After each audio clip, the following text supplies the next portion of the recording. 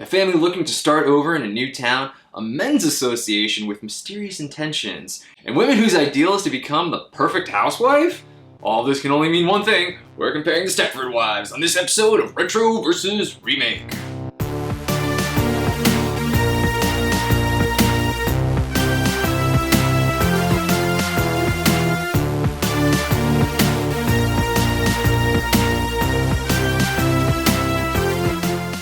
Reggie Parker. And I'm Dan Bulick. Welcome to another episode of Retro vs. Remake. This is the series where we compare movies and the remakes. Join us as we answer the question, should this remake exist? Today's films are The Stepford Wives.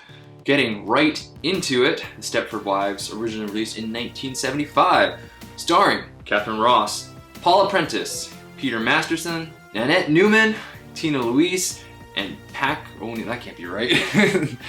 And Patrick O'Neill, not Pac O'Neill, for sure. Directed by Brian Forbes. Screenplay by William Goldman. Music by Michael Small. Stepford Wives, 2004, starring Nicole Kidman, Matthew Broderick, Bette Midler, Christopher Walken, Roger Bart, Faith Hill, and Glenn Close. Directed by Frank Oz. Screenplay by Paul Ridnick.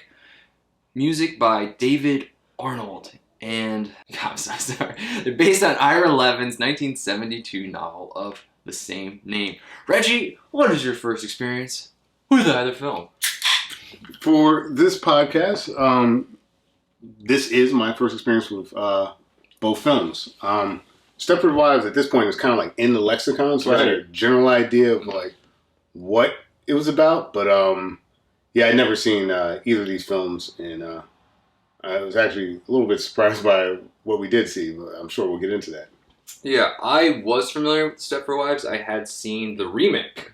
Mm-hmm. It was just, one of those things that was like on TV, so I was like, I'll check it out. I did take note of it because it did get terrible reviews upon its release. Sure. So I was just so curious. It's like, what is so bad about this movie? And so I watched it. I didn't think it was the worst movie, but I could see the problems in the remake, and I think we'll definitely talk about some of those.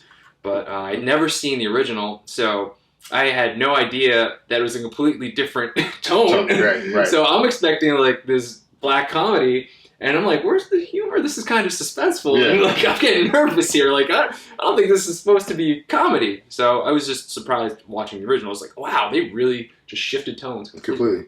I know both films had their struggles, especially like the box office when they first came out. So I think over time, maybe these films got like a different type of audience and appreciation. Yeah. But like you said, the term Stepford wife is in like the lexicon. That's true. Saying like, oh, she's a Stepford wife. That means just like either like just brainwashed or like try to be the perfect housewife. So it's just it's out there. Yeah. So it's got some kind of cult following, I believe. So these films are very similar. There are some differences, or some big differences, but we can still discuss. Let's go over a synopsis. Joanna and her husband Walter and their children are moving out of the city to start again in the small town of Stepford.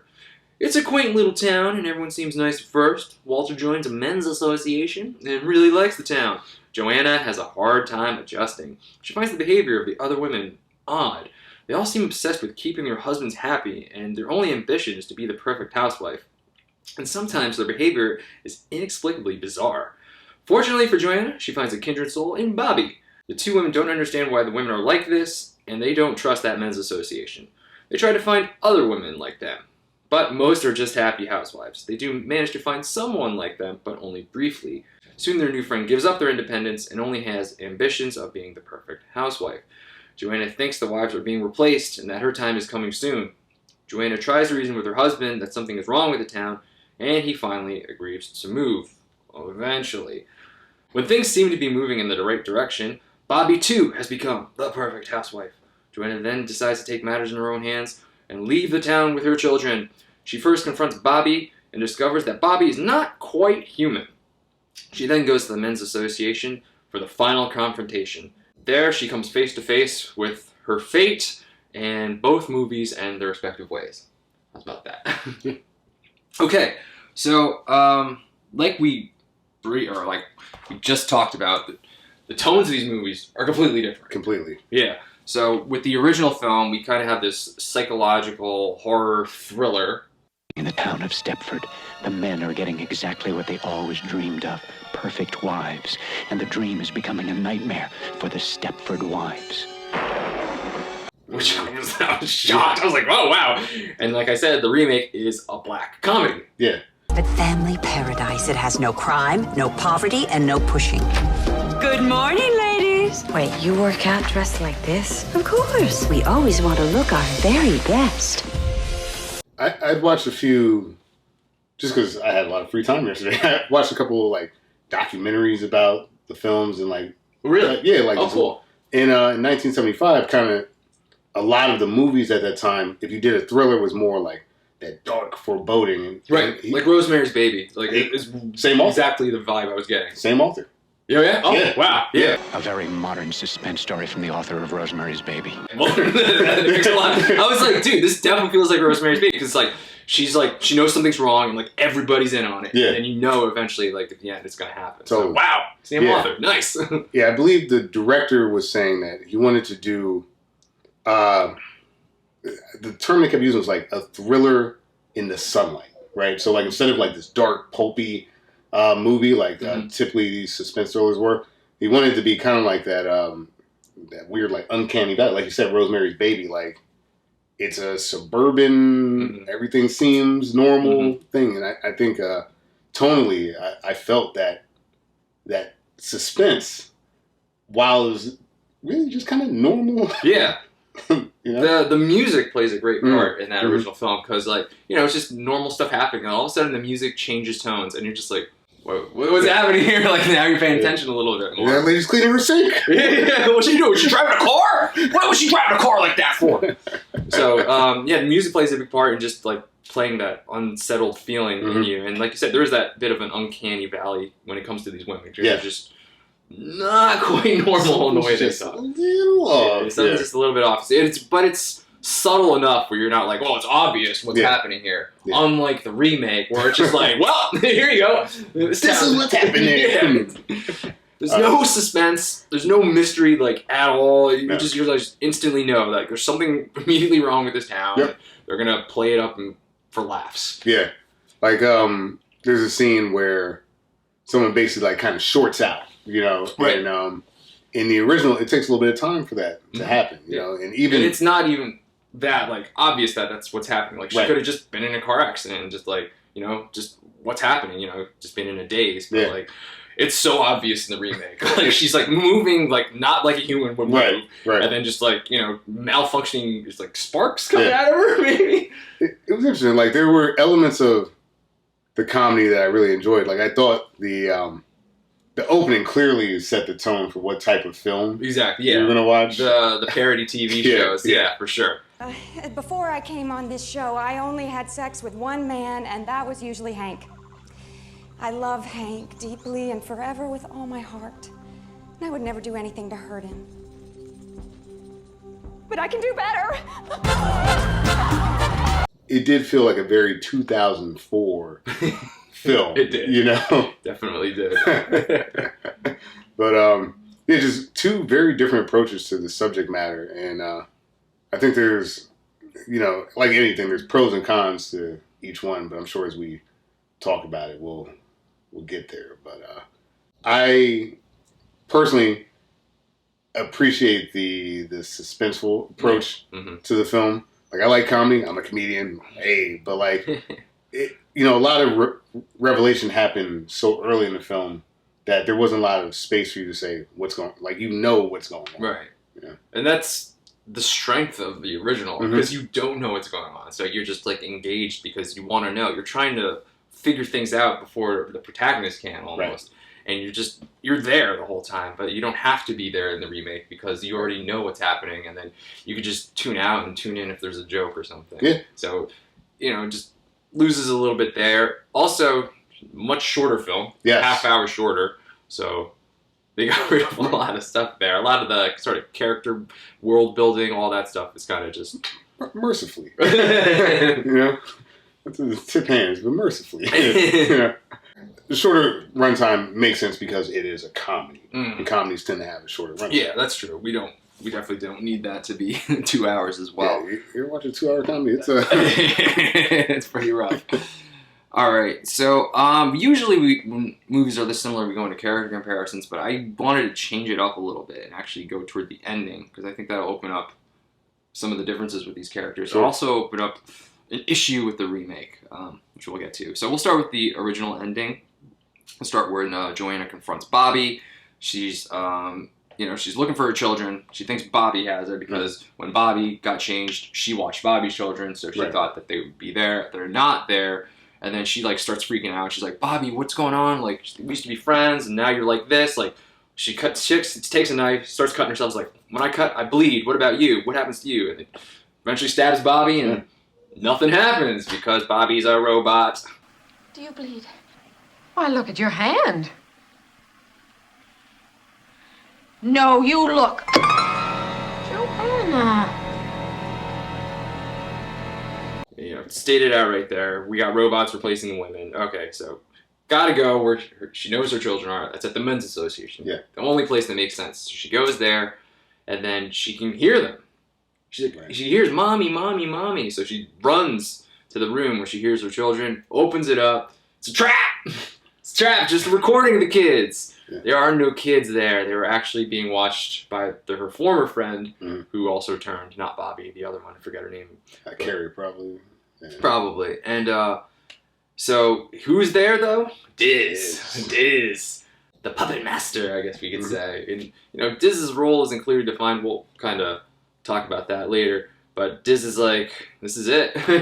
There's nowhere to go. It's just you and me, and you know what's gonna happen. So then she runs. She just keeps running. She comes across the room. She finds her dog that had been missing. It's like, wow, what's my dog doing here? And it's like, the room looks a little weird, looks a little familiar. And then she looks and she sees herself, a robotic version of herself. Yeah. I think a robotic version of herself with bigger boobs too. Yeah. So just wearing this see-through outfit, very classy.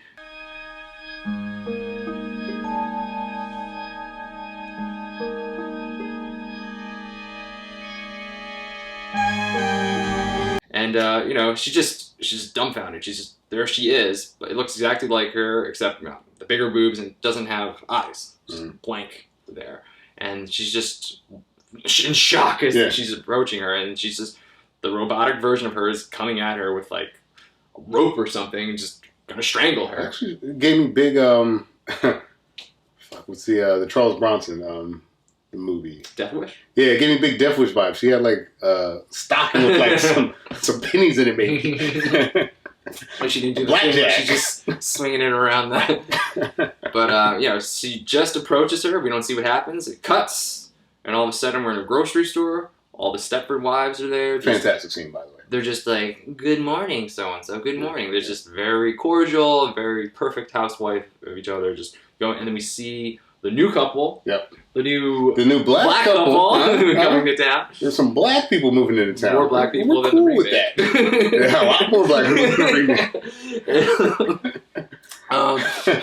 And then you do finally see Joanna, and she's there with Bobby, and it's like, good morning, Bobby. Good morning, Joanna. Then it's just the perfect Stepford wife. Hello, Bobby. Hello, Joanna. How are you? I'm fine. Honey, I'm fine. How are you? So we find out, like, she's dead.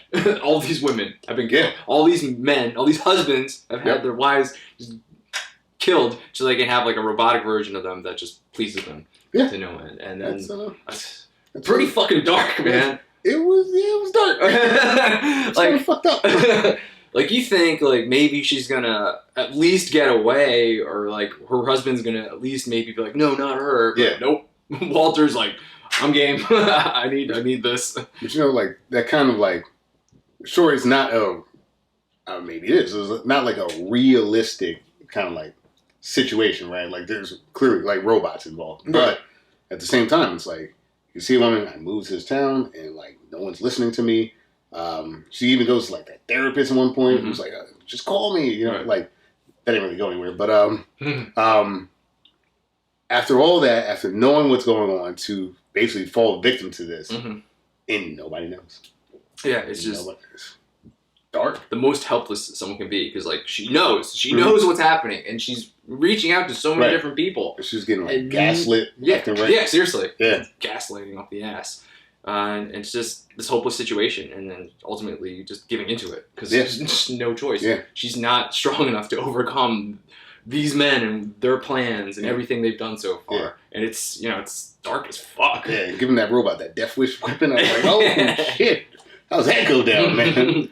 Yeah.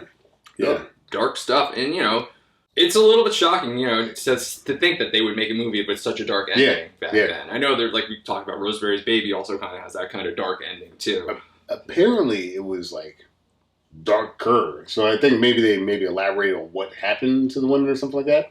But they kind of, like, they actually pulled back. Really? Apparently. That's what I learned watching YouTube.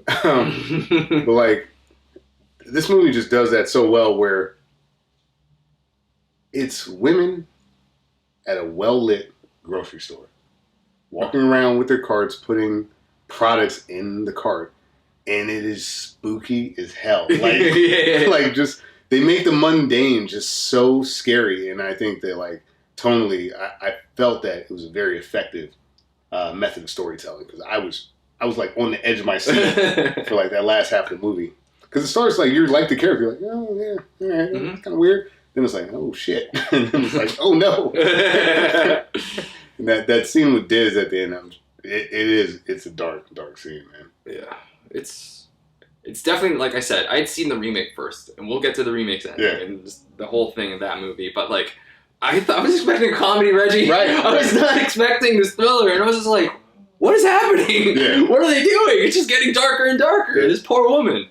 And, I knew how the remake ended. Mm-hmm. So I was expecting like that cliche kind of Hollywood ending. I was like, oh no, we're not going to get that at all. Wow. Yeah, British director too, by the way. Wild stuff. Shall we get into the remakes ending? Sure. Can we? All right. What's going on? So I'll kind of keep started at the same place where Joanna confronts Bobby.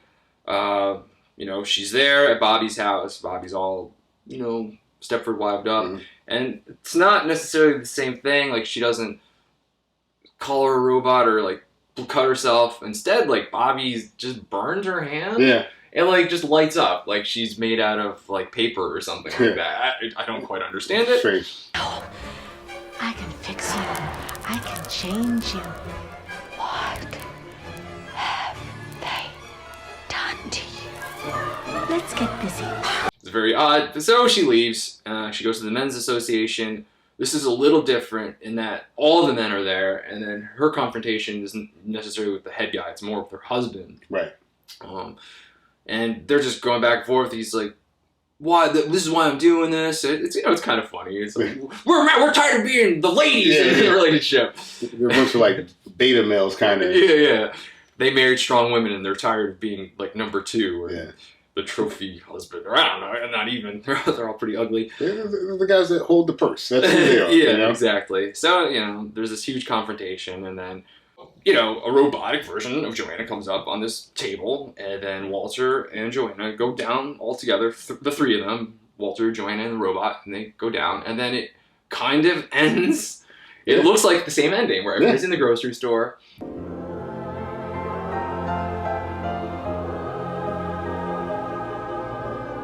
And then there's Joanna. She no longer has like her dark hair. She's got long blonde hair now. So it looks a lot more like Nicole Kidman, I suppose. Yeah. And she's doing exactly the same ending. And it was like, oh wow, we're really ending it early here. But it's not over. It keeps going. This one. Did you have something to say there? No, when you said the Nicole Kidman thing, because I didn't look at anything. I like to watch the movies just like blind. I didn't even know that was Nicole Kidman. Oh, really? For like most of the movie. Holy shit. I was just like, who the fuck is this? Wow, she's good. Yeah, she's a great actress. So we cut, and then the movie has like a PS scene in a way, where it's like now the whole town's going to celebrate the newest couple of Stepford, celebrating Walter and Joanna. Joanna, of course. Which I thought were going to be black people, by the way. Yeah, that's what I thought too. Because that's what the original was. I was like, oh, we got some black people. No, we're just doing these two again. So there they are. They're at this party. Everybody's there. They're at the I'm assuming it's the Men's Association mansion where everything goes down. So Joanna's talking to Mike, played by Christopher Walken, and she's distracting him, I suppose. And then Walter leaves the party. He goes downstairs, and he finds all these random machines, which all have are security locked and have passwords. Somehow he just hits a billion buttons in a row and overrides the security, overloads the system, and now the women have nanochips. Or I kind of skipped a movie. Did you want to talk about the movie? Yeah, so there's so before the rewind. Yeah, so it is a little bit before the robot shows up because Christopher Walken's like, I made this promotion. I can't do a Walken right now. But he made this promo video, and it's the female something system. In a very private experience between husband and wife, he gently places her in our female improvement system. It's fully automated. And it's they're still playing up the joke because keep your husband far away while the woman becomes. I thought it was a robot, right? Because they put him in the thing and and you see the less than ideal woman and you see her the boobs get bigger and she's more agreeable and it's just confusing, right? Because the first movie had robots, clearly robots. There's a robot in the movie. The dog is a robot. Right. In the movie. And then it ends up being nanochips. Yeah. And unfortunately, the little video current cartoon promotion mentions the nanochips and then Sugar Spice and everything nice. Bad promo because I had no idea. I was less informed after watching a video about what was happening. So, yeah, I only bring it up to say that, it's interesting that they would include that. Clearly, again, for comedic effect, but, it did nothing from an exposition standpoint. Right. Right. Just clear, any questions you had, because it is confusing, and we'll get to it. Yeah. So, ultimately, we're told it's nanochips. Mm-hmm. So, let's just go along with that storyline for now. So, because it's nanochips, Matthew Broderick is fumbling around with those computers, and he overloads the system, so all the nanochips get destroyed in these women's brains without causing any damage. Yep. And they just kind of glow. They just glow, and it comes up like the spirit leaving or something. The robot spirit. Sure, whatever. Ghost in the shell. So yeah, all the women, he's able to they all have their own individual locked up password protected thing that he's over to override. It's pretty ridiculous, but he does it. All the women are freed. And then all the husbands, they bring out the remotes and it doesn't work anymore because they don't have the nanochips because they've all been destroyed.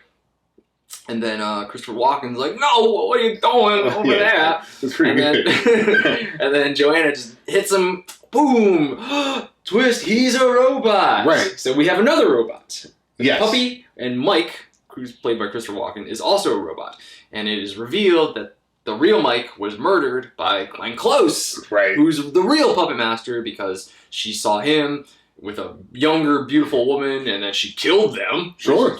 Talking about fucking dark for our little comedy here. And then she made this whole town where all the women could be perfect, and the reason was because she was going to make the women perfect to convince the men, and then ultimately she would change the men to... This was... preposterous, right? Clearly this has nothing to do with the book. They're just we need a Hollywood ending here, and she's mad that her husband is basically looking for the younger, newer mom. Right. So then she creates the perfect husband. It's okay, so we're done there, right? You would think from there it's all right, the problem is the men. Right, so I gotta replace the men. Right. Not the women. Right. The women are fine. Which would be actually kind of an interesting flip on the story. Mm-hmm. But no, it's I'm going to make this one man a robot. But I need the women to be... So my feminism shirt is on right now. It's basically saying, I fucked up. I could have been a better wife. And Mike would have still been around. If you play that out logically, right? Mike would still be around. So if women were just better at cooking, cleaning, and banging, then the men would fall in line. It doesn't make any sense based off of what she was saying. It's a fun monologue. It doesn't make sense. It doesn't make sense. And I think they kind of wrote themselves into a corner because they're like, oh, we'll have the woman do it. Well, why would she replace the women and not the men? Yeah. Oh, we'll just say that she's gonna replace the men eventually. Right, yeah. The movie's called Stepford Wives, so she has to, of course, replace the women first. Right. So it's like, by making her the villain and, like, the puppet master and, like, the one in charge, and, like, for her to want to do it because her marriage was broken and she completely replaced her husband, but then now she's got wives. I think it's because we need, like, the men to get their comeuppance, because they do the Stepford Wives scene again, right? Like the grocery scene with the men. They do. Because it's like, the men are the bad guys in this scenario, and they need to, like, learn a lesson. I think if some of the men, maybe every man but Matthew Broderick, was a robot. Again, it's super confusing and weird, but, like, maybe that makes more sense. That, like, the men thought they were getting over, but Glenn Close was actually taking them out, and the women, I don't know, because the ending is so just, in my opinion, kind of slapped together. Yeah. I don't know what the ultimate message was once Glenn Close started her monologue. It definitely feels like there was a few rewrites, maybe the studio intervening here. I did read that Frank Oz did change or kind of, like, give in to what the studio wanted because he was worried about getting money back, because it was a very big budget film, and he does kind of regret not going with his initial instinct. So yeah, there was a couple extra cooks in the kitchen. Yeah, it felt like it because, like, you almost could have just done the same thing. You could have, and I would have been like, oh, that's kind of fucked up, but But I don't know, like, making Mike a robot actually complicates things, and I think they were ultimately, I think in their head they were trying to make it a more kind of like feminist film by having Glenn Close actually be the brains of the operation, but like it because of what she's doing, that kind of falls apart. Right, it doesn't make any sense that you're replacing all these women. You're putting all these women in mind control. Yeah, you enslaved women, and force them to be like housewives. Like, it works in the original movie because the men are doing it. Right. They're the villains. The men are still villains in this scenario, but, like, Glenn Close is pulling the strings, and her motivation is completely backwards to give them the control like that after what happened to her. It's backwards, and it's like, I don't know. Like, I do understand her frustration because that's fucked up. Like, it's a little weak that, like, okay, it's kind of like tale as old as time, right? Like, my husband would cheat on me with some, like, young, like, I just say woman. I'm sure there's pejorative she might have used, but, like, that's not really on you, and it's not really on that young woman. That's kind of on Mike, Right. And then she just kind of, like, she took the wrong lesson, I think, from what happened to her. It was a little weird. Yeah, it's a weak motivation, and then she, like, I don't even understand it. Like, and then ultimately she kisses the severed head. She gets electrocuted. Right. And then, whatever. Moving on, it moves to the future, and then, it's the Hollywood ending. Everybody's life is better. Joanna and Walter are doing great. Yeah. She's on Larry King with Bobby, who has a new book. Yeah. With Roger, who did win the state senate. Right. It's like everything's coming up fucking spades for these people. Yeah. Life is perfect, and like you said, we get the end scene of the men in the grocery store, and they're not allowed to talk. So instead of these men who, took these women's, liberties away from them, instead of them going to jail, they just get their comeuppance and have to do the grocery shopping from now on. Yeah, they're on house arrest, which I guess means they are now Stepford husbands. Yeah, I guess. Okay. Yeah, it's an ending. I like the attempt. Yeah. The execution left something to be desired. Yeah, well, like you said, it just kind of felt very rushed. Towards that ending, like they were building up something really interesting there, but I definitely fumbled it towards the end just to like wrap everything up just in that Hollywood way. Like, don't worry, everybody's gonna be okay. They definitely strayed away from that original ending, which was like, holy shit. Yeah. It's fucked up. Yeah. Like, and I get it. Like, it's 2004. It's a big budget movie. You kind of want people to go see it. So I think that's why you make it a comedy. I think that's why you.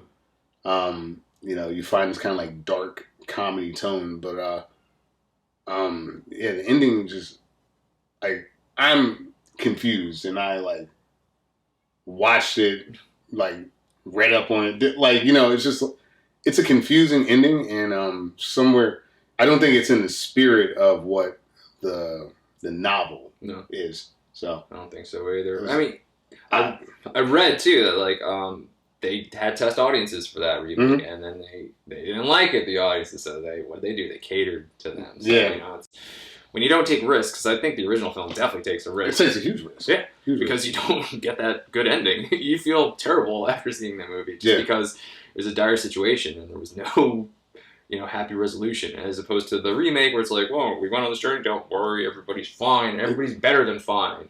I don't know. It's just too Hollywood. I think there are things that like happen in the original, kind of just from me, kind of like reading up on it a little bit. Like they actually wanted them to like crazy, but they wanted the women to be more like almost like Playboy bunnies, and thankfully they didn't do that. Like they ended up in those like kind of like almost like debutante, like old, like like almost like Victorian type dresses and stuff like that. Which I thought worked really well.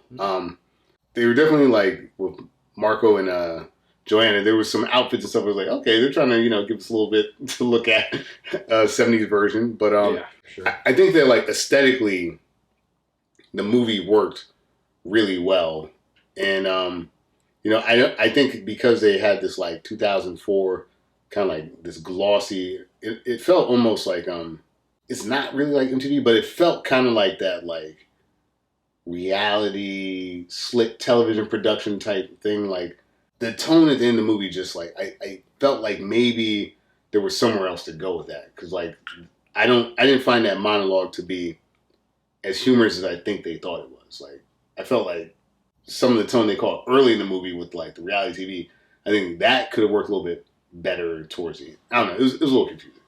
It's a little confusing, but like they tried, but you're right. They pulled back in the wrong ways towards the end. Yeah, I mean, it is a confusing ending, and it's not just because of like the motivations and everything. I think one of the main confusing things is we already touched upon it, is like robots, or is it the nano machines, right?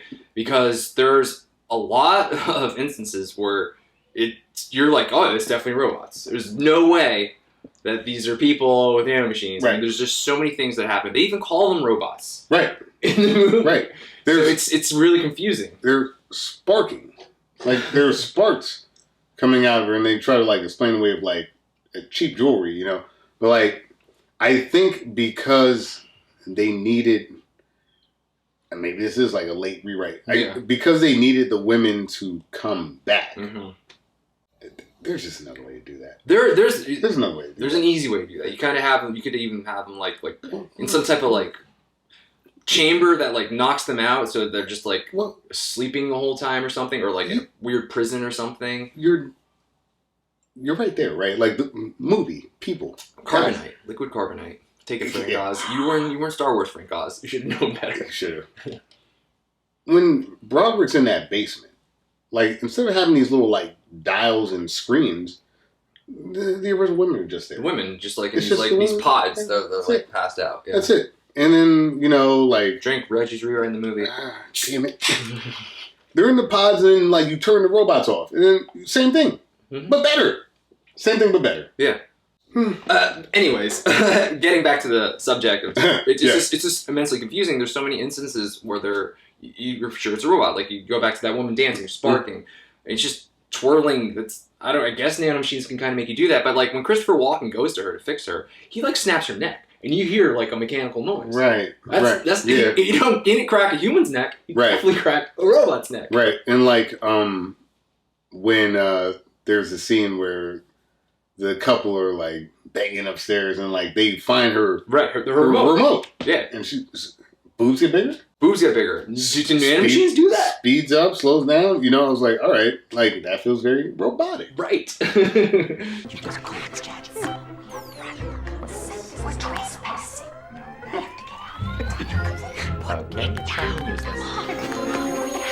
Just be robots. Just be robots. Yeah, I think they wrote this like new ending to try to like you mentioned, work the test audiences, and it's a rough ending. Yeah, and also like just going more instances where it's clearly a robot. When Roger is gonna get turned, he enters a room and he sees something. Right. Do you think he saw nanomachines and like was taken aback, or do you think he maybe saw a robotic version of himself? So the other, right. Of course, he saw a robotic version of himself, because they almost do like the Frankenstein's monster like lift. It's off screen, but like you can see that something's happening. Yeah. It's not for nanomachines. You showed Joanna's robot. You showed it at the end. So did you make it, and then they just like, well, this is we just made you for no reason. We're not going to use this, but we made it because we just wanted you to show how cool we are because we can make this shit. It's like, it's so good. Why have the body there? So obviously a rewrite. Yeah. It's blatantly out. And then going back to, again, like Bobby, her hand was on fire, lit up, like I said, just like anything. Right. A human hand doesn't do that. Robot hand, maybe. I mean, at the end of the movie, she should be wearing like a glove or something. She's fucked up. 33 burns there. Yeah. That's nerve damage, man. I guess it helps that she didn't stab her, I guess. So, it's a good thing they stayed away from that. Yeah, like the fire's still confusing, but at least, she didn't have to like confront that. Yeah, just a weird way to end the film. I get why you wanted to bring this up first, because like it does flavor the movie. Like we usually don't do the ending so early, but like I think you have to talk about these films, right? Because there's a lot of things that we're gonna keep bringing up that are really tied into this ending. Is it robots? Is it nanomachines? There's a lot there, and especially the character development too. And just like when we talk about like everybody. Right. So it's it also in a very Hollywood way. Also, it gives like Matthew Broderick an arc that I don't think he needs. Yeah, we can get to that when we talk about characters. I mean, is there anything else about like the ending or the robots that you want to talk about, or should we just get into characters? I think you nailed it. I think like it's a confusing ending. Like if the movie's not explicitly like that's the cliffhanger, we shouldn't have to ask, was that a robot or was that a nanomachine? Right. That like there's too much robot evidence. Yeah, like unless a movie is like explicitly like if the cliffhanger is were they robots or not, like that's not the cliffhanger. So like it's just a confusing point, and I think it kind of undermines some of the other action in the film. So yeah, it's a problem. Yeah, because the movie wraps up everybody's arc pretty neatly, and then that area of robot nanomachine is still very fuzzy. It's a mess. Yeah, there's just like too much robot evidence, and it starts as simply as this: the dog's a robot. Like the dog's so clearly a robot.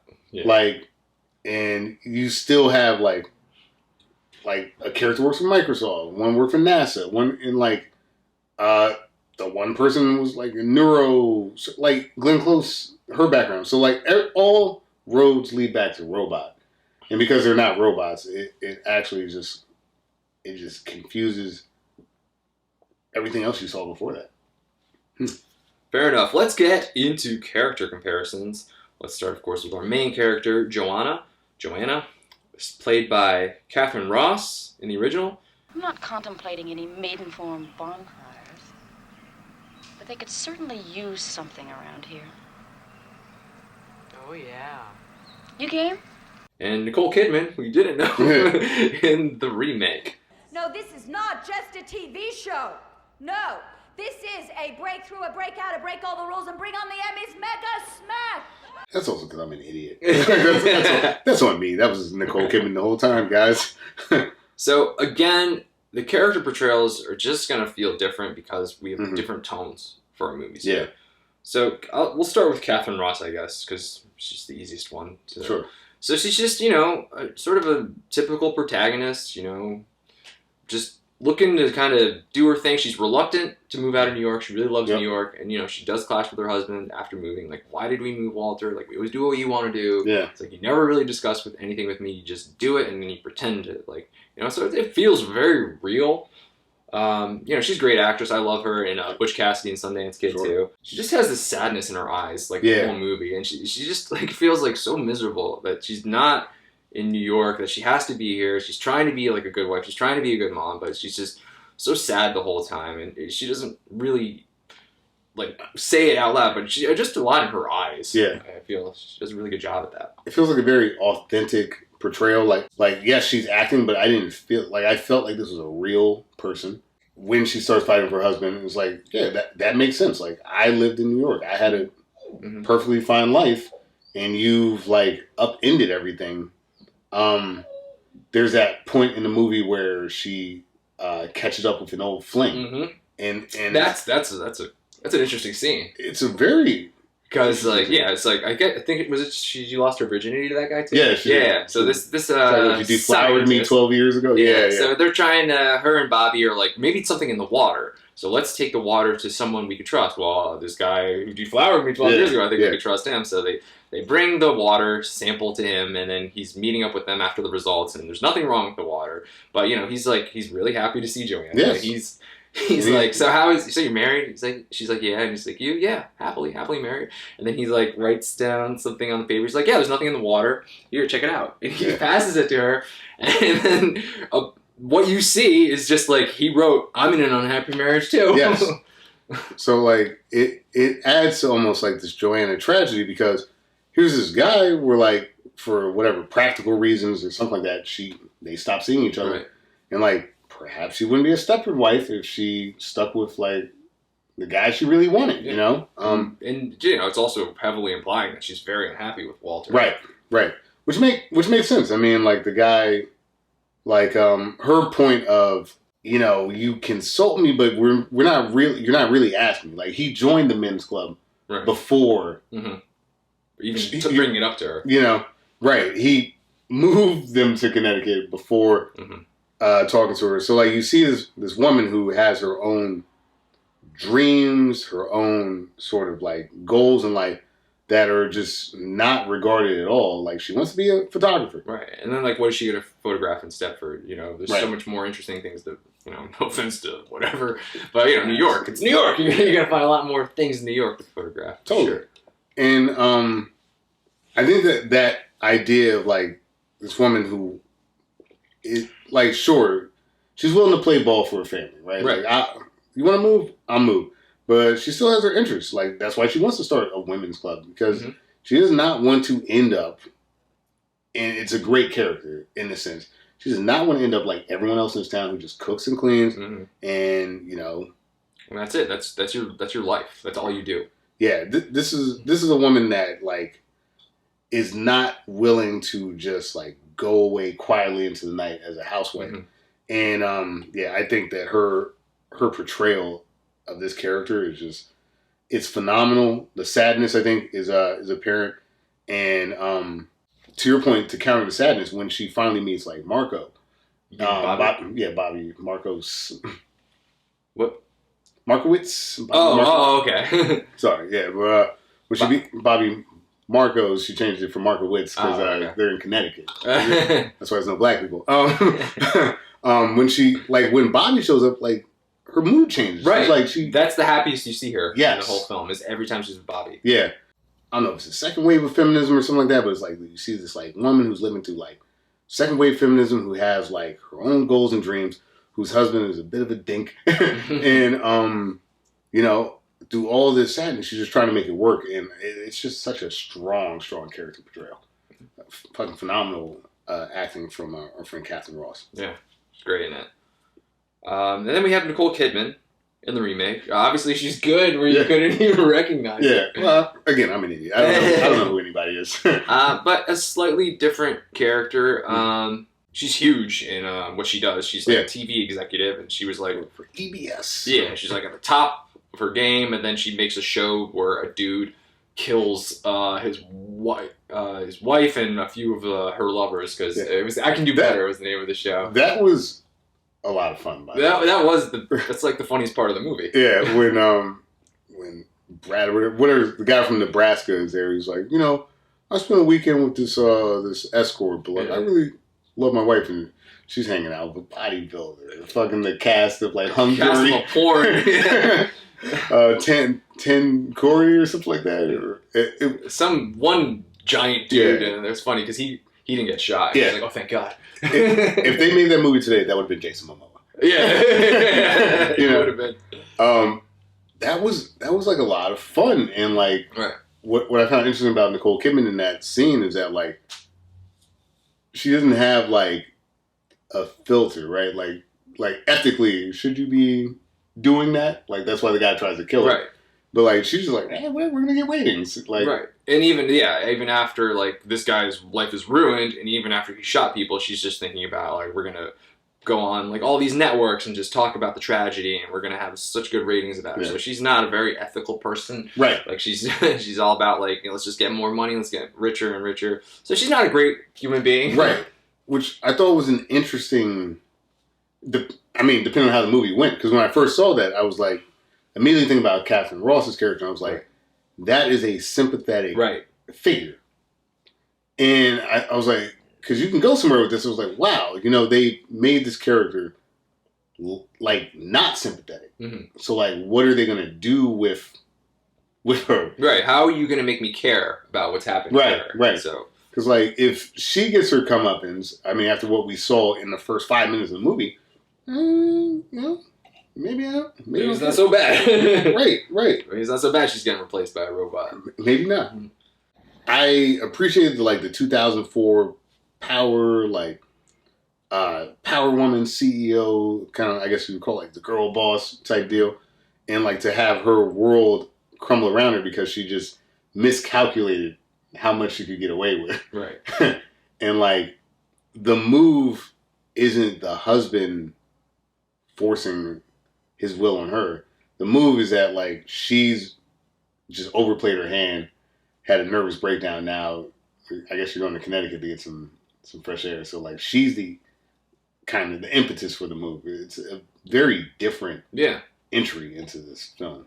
Which also would have been like going back to what you wrote, like if it was the men getting replaced, it would have been a really interesting way to do it. Yeah, like if Glenn Close was also because like all the women in the town, and it's kind of consistent with the original film, they had their own things going on, but like all of the women in this remake are like power, like CEO, like just leaders.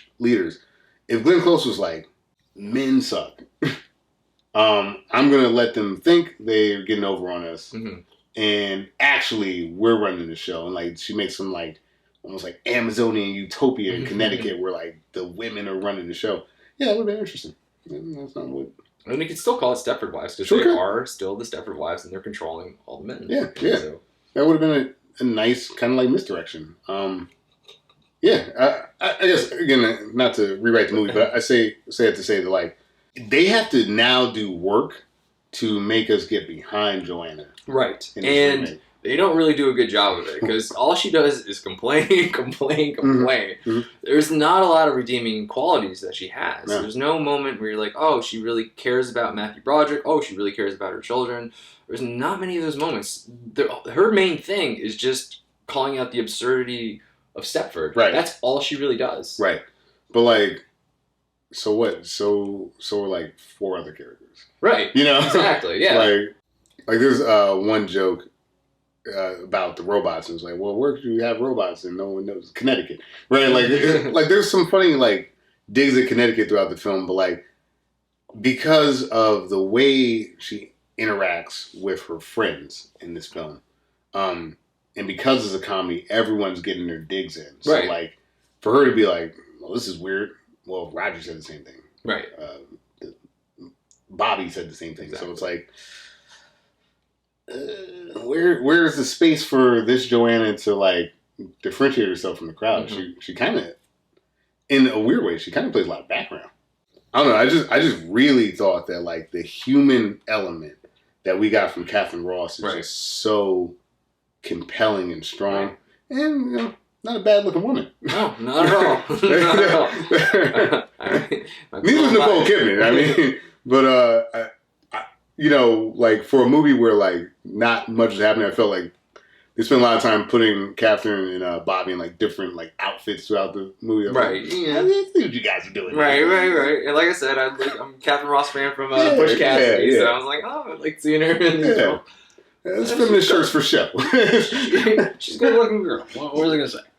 Yeah, just so different. Like I guess short answer is I'm behind Catherine Ross. I'm not really behind Nicole Kidman yet. Right. And I was waiting to see if I would be. And I don't think they ever gave her the turn where it's like, okay, like I want the best outcome for this character. It's weird because she's the one, like you said, that initiates, like, we got to get out of here. Mm-hmm. Let's go somewhere else. So they go to Stepford. She hates it immediately. She shits all over it. Yep. And then Matthew Broderick is just like, oh, come on. You said you were going to change. And then kids. Her kids are like, yeah, man, it's a fair. This is what happens. Yeah. And then, like, she's like, all right, I'll turn around. She bakes, like, 1,000 cupcakes. Mm-hmm. And that's kind of the most she really gives to trying to, like... I don't know. I'm actually asking, wasn't that interesting that, like, she made a go at it as a kind of, like, Stepford wife before the change? Like, she put on the apron and tried to, like, play the game. Yeah. Thought that was, like, potentially interesting, but it really didn't. It didn't go anywhere, unfortunately. Yeah, because, like, after they had, like, their argument, like, you're not even trying, Joanna. She's like, all right, you're right. All right, I'll try. So it's like, no more dark colors, like, dress a little bit brighter. And then she did. She gave a little bit. But, again, it kind of went nowhere. We just kind of went back to, like, the old Joanna. So, there was interesting moments. But ultimately, just not that much to like about the character. Yeah. Especially after that intro, that's a really strong intro of like, I don't really care about people. I just care about ratings or my job. Right. So, there was never really a moment where like, oh, she is a good wife. Oh, yeah, she is a good mom. Kind of needed that. I think that the movie for this character played too much into the humor and not enough into the development because, I mean, again, I'm a movie rewriting guy apparently, but like, maybe a couple more scenes with her kids. Yeah. Homework or something. I don't know. But like, because it's basically like her hanging out with her besties the whole time while they're kind of getting picked off. Like, there isn't the Joanna space. Like, the original film, Catherine Ross Bobby shows up a bit later for her. Mm-hmm. Like, she really interacts with, like, the Van Edens first, and she's like, what the hell's going on over there? And, she's confused, and a lot of time we're spending with Catherine Ross by herself, trying to, like, compute what the hell is going on in this town. And then someone like her shows up. Mm-hmm. Like, we immediately just have people just like Joanna. Right. And, like, they're all... They all meet, like, pretty early in the movie and, like, right away. Like, in the original, it's like, first she meets Bobby, and then she meets the other woman. Right. Right? But, like, for Joanna in the remake, it's like, the first thing she does in Stepford is go to this fair or whatever, and then that's where she meets Bobby, and that's where she meets Roger, and it's like all three of them, and it's the three of them show. We don't really get that much alone time with Joanna. Now, I don't really recall the order of events, but like having Catherine Ross go to the men's meeting, or the men's meeting actually was at her house. Right. Really strong scene, like it's not that strong. It was like a bunch of guys like who were seemingly kind of incompetent. Like, are we going to do a big tag sale? Or are we going to? But like having the exposition behind the scenes, like the guy drawing her picture, right, of you meeting these guys, not being really impressed by them. They're kind of goobers. But like that scene where I guess that's her equivalent of like trying to play the game, having the men over. Again, just it builds up Catherine Ross's character while giving us a lot of insight into this men's club. And right. It builds the suspense out for sure because when she leaves the room, their tone changes. Yes. And you're like, wait, what's happening? Mm-hmm. Why are we getting a little secret when she leaves the room? Like, what aren't you telling her? What aren't you telling us? Right. So it builds up the suspense a lot. Right. There's no equivalent scene. Like when you get the men's association scene in the remake, they're playing like battle bots. Battle bots, yeah. Again, robots. Yeah. Well, damn it. I mean, there's just so much robot in this remake, but let's put nanochips in them. Yeah, that's a mistake. I mean, it really makes sense that they're playing BattleBots when you think about it. It does. Because, like, they've got the BattleBot and the one's, like, ripping the bra. Yeah. It's like... Yeah, I don't know. Like, there's a lot of robot testosterone action that just kind of like falls to the wayside. But I mean, tonally it works because they're not working on building up that suspense. Right. So it's okay if you see the men's club doing goofy things, Sure. like taking a bra off a robot. Sure. So, in the world that they built, it works. Right. Yeah. But just what do you prefer? Do you want to see them doing that, or do you want that like kind of creepy, like now she's out of the room, real reason we're here. We're going to talk about it. Yeah. I'm sure as we talk about Broderick, we'll talk about the men's club more, but like, there isn't a moment until the reveal where this men's club feels formidable. Like, they seem very, very goofy. Like, in the original, like, all right, sure, the guys aren't like that impressive, but like when she goes kind of, not on purpose, but she goes snooping around and the cop's in on it. Right. He's like, hey, what are you doing? Yeah, you can't just be here. It's like, why not? It's like, is this a dangerous town? It seems like a small town where everyone knows each other. Hey, I don't know if you want to be walking around. It's a threat. There's these threatening moments, and I know that tonally this movie isn't about that. But like, I think just it really helped the Joanna character to have to like conflict. Gave that character life. Right. This Nicole Kidman version, there's not a lot of conflict, so we're just kind of just going scene to scene with her without us feeling for her, I guess is what I'm getting at. Yeah. Right. Cracking jokes and it's fun. Hanging out. It's fun. Yeah, hang out. Cool. But if you're going to do that, don't have her be quite literally a bad guy at the beginning of the movie. Man, like that was what she did was bad. We know it was bad because someone tried to kill her. We know it was bad because they fired her. Like, she didn't understand because it's the type of person she is. She didn't understand that she did something wrong. Right. Even though she clearly did. And maybe if somewhere along the way she learned to differentiate right and wrong, it would have helped. But like, yeah, I mean, not to beat a dead horse, I think clearly I've got a preference for the Catherine Ross portrayal. Nicole Kidman is fun. Yeah. Fun, but like Catherine Ross is just like, it was like a strikingly compelling portrayal. Like, I thought it was like next level. Like, I want to go see more stuff that she's in. It's really hard to compare just because the tone is just so different with these. Because Nicole Kidman can do that. Yeah, she absolutely. I mean, she was in what was that movie? I think it was where she's like a ghost or something, and then it's like I was rooting for her there, and I was like, I need to know the mystery of what's happening here. Yeah. But like, that, like you said, conflict for Catherine Ross, like that was like just building that out, building up the paranoia of her character, and you're just along with the ride with her, along with her for that ride, and Nicole Kidman, it's okay. It's, I don't know, just not as compelling of an arc. It just doesn't feel like that level of like suspense or like there's no like threat or there's no overwhelming or underwhelming whatever, just overlaying. There's no sense of like she's in danger because it just, they lean into the comedy so much, so you just feel like everything's gonna be okay. Yeah. And ultimately you'd be right about that. Yeah, you would be. You'd be right. So that's Joanna, and of course we'll just go with Walter next for our comparison. So it's Peter Masterson. You see somebody, you get some help. You see a psychiatrist. Versus Matthew Broderick. You think Joanna's really going to change? Yes, I do. Absolutely.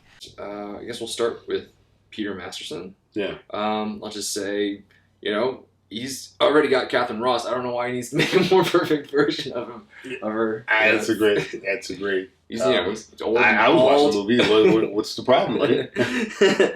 So, Peter Masterson, not as much screen time, I would say, as like Matthew Broderick gets. He's, he's an okay husband. He's there for the kids, and he's seemingly there for Joanna, but you definitely get this underlying sense that something is wrong. And he has a really good scene after his initiation to the men's association, where I guess Joanna stumbles upon him just drunk in front of the fireplace, and he's like passed out, and he wakes up And she's like, was everything okay? And then he's kind of broken. He's kind of like crying. And you know, like, well, something obviously happened. Right.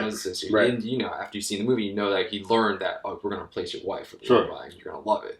And he's, you know, he's slightly conflicted about it, but he's made his decision at that point. So and it's very subtle, as the movie is, and it's a really good scene. So while he doesn't have a lot of scenes, the scenes he's in he does really well. I agree. He plays this subtle role so well because like there are moments where like he's just kind of like a really fun husband. Yeah. And, he's like we got a fireplace. You ever do it in front of a fireplace? Yeah. Well, we gotta know. You know, so he's just like a regular dude. Yeah. He has like some like conflict with his wife, but like it all seems really reasonable. Like he's outside of a few scenes where he's kind of like aggressive and angry, like the one where he throws the glass, and where they like physically actually kind of like fight with the chimney poker, whatever the hell you call it. Is this guy okay? Like he wants to move. Now you sense that he doesn't really want to move. He's like, well, we'll do it in a few months, you know. But like, there's nothing that character is doing outside of like knowing what happens in this movie. That's unreasonable. He's a very reasonable character. He's like, yeah, oh, you want to move? Like, sure, but we just got here. So maybe in a few weeks. Right. So, sure, they have conflicts, which what couple doesn't? But, like, he plays this in a sense that, like, he actually is kind of behind her. And I think it helps us with the portrayal. Like, when the portrayal happens, it's like, wow, this guy was holding this dark secret. And you're right, that scene where he's drinking the whiskey downstairs, it works really well because it's our first real hint that something's going on with this guy. And you could watch even him not being there in the scene where she finds out the truth. Even that's important, man. Like he's bought in, but he has, I'd say, I guess, regrets. But like it's such a subtle performance. He doesn't do much, like in terms of like you said, screen time. But like when he's on screen, it's effective. And I thought it was a decent portrayal. You know, I'm not like gonna go right home about it, but I was like, yeah, he did his job from an acting perspective. Yeah, I mean, he has scenes. Like I said, I have to watch Bobby's Kids. He's there with Joanna, and he's helping. You know, he's being a good husband, and but you know, he also has those scenes with the men's association where they come over, and he, you know, when I said when Joanna leaves, they all huddle, and he's part of that huddle. He's in on it. He knows what they plan on doing, and he's totally fine with it. Again, going back to like Rosemary's Baby, everybody's in on it. Right. You know, she's getting gaslit up the ass. So like even when she wants to go to therapy, and he's trying to pick the therapist because they can control that. You know, I kind of wish that therapy thing like manifested into something more, but you know, whatever. It's just interesting the way that he, like you said, like we were talking about, gaslit her in these really like subtle ways, and it made, like I said, the portrayal just more dark. Yeah. No, it's a great portrayal, and again, you said they fight, and then they don't fight. It's really, you really buy in that this is a real marriage. It just feels like so organic, and it just feels so real, and there's that underlying, well, he's planning something. Sure. He is definitely planning something, and you know, hopefully, maybe he'll see the light. Nope, he's gonna sell his wife out. He's gonna get his wife killed. And like I said, like the real marriage, like I did the same thing. My wife's like, if I had just bought a house, it was like, I want to move, I'd be like, oh, jeez, you know? Yeah, how hard it was. We got to get this house on this deal. I mean, the fact that he was willing to move, now we know it's not real, but like, the fact that he's willing to move is like, hey, this guy's okay. Yeah, maybe he's turned the corner. Maybe he doesn't want to go through with whatever he's done. Right. So, yeah. Well, we know he's like, with this men's association, he does kind of like, you know, is he good? Is he bad? He does walk that fine line pretty well. Yeah. Just, a pretty damn good portrayal. Very effective with his time on screen, and I think he did a good job. Yeah, he doesn't really have to do the heavy lifting. No. But you know, again, he's just good. With Catherine Ross, they have a good back and forth. It's a believable marriage because, like you said, there's ups and downs. It's not always just like we're fighting all the time, kind of like the remake. Yeah. But you know, it's just he just kind of needed to be there. He was good at it. So did it well. Yeah, did it well. So let's get to Matthew Broderick, who does get a lot more screen time. And I'm not gonna lie, I liked a lot of his portrayal. I agree. I thought he was a good husband, honestly. Like, just overall, but even before the ending, he just seems like a genuinely good guy. Like, her introduction to him is when he's at the hospital with Nicole Kidman after she's had her breakdown. Mm-hmm. And he's like, I left the network. I couldn't go there because, like, you're there and you're not there. How could I look these people in the eye knowing you're not there? So it's like, wow, that's an amazing thing for him to do. Because, like, none of you have a job now. Mm-hmm. But you decided to stick by your wife in this grand gesture. And that was really nice of you. And then he's like, we'll do whatever you want to do. They're like, come on, how can we fix this? And then she's, like you said, she's the one that suggests, let's go somewhere. So they find Stepford. And they're like, he's really trying. And she's not. So it's like, I really feel for the guy. Right. Which is kind of like why the ending felt a little weird to me, right? Like, ultimately, he turned out to be the guy that we're seeing in these scenes. But, like, he's really reasonable. Again, by making Nicole Kidman, quote-unquote, the bad guy. I don't want to, like, say she's the bad guy, but, like, her behavior isn't, like, conducive to, like, a lasting, healthy relationship. You feel for this guy. He's committed. He's made sacrifices. Like I said, the men are the villains in this movie. But, like, you can see how that guy got there. Mm-hmm. Yeah, exactly. Like, in the original film, there's no reason why Peter Masterson got to the point where he's like, I'm going to kill my wife. Yeah. Like, it's completely unreasonable.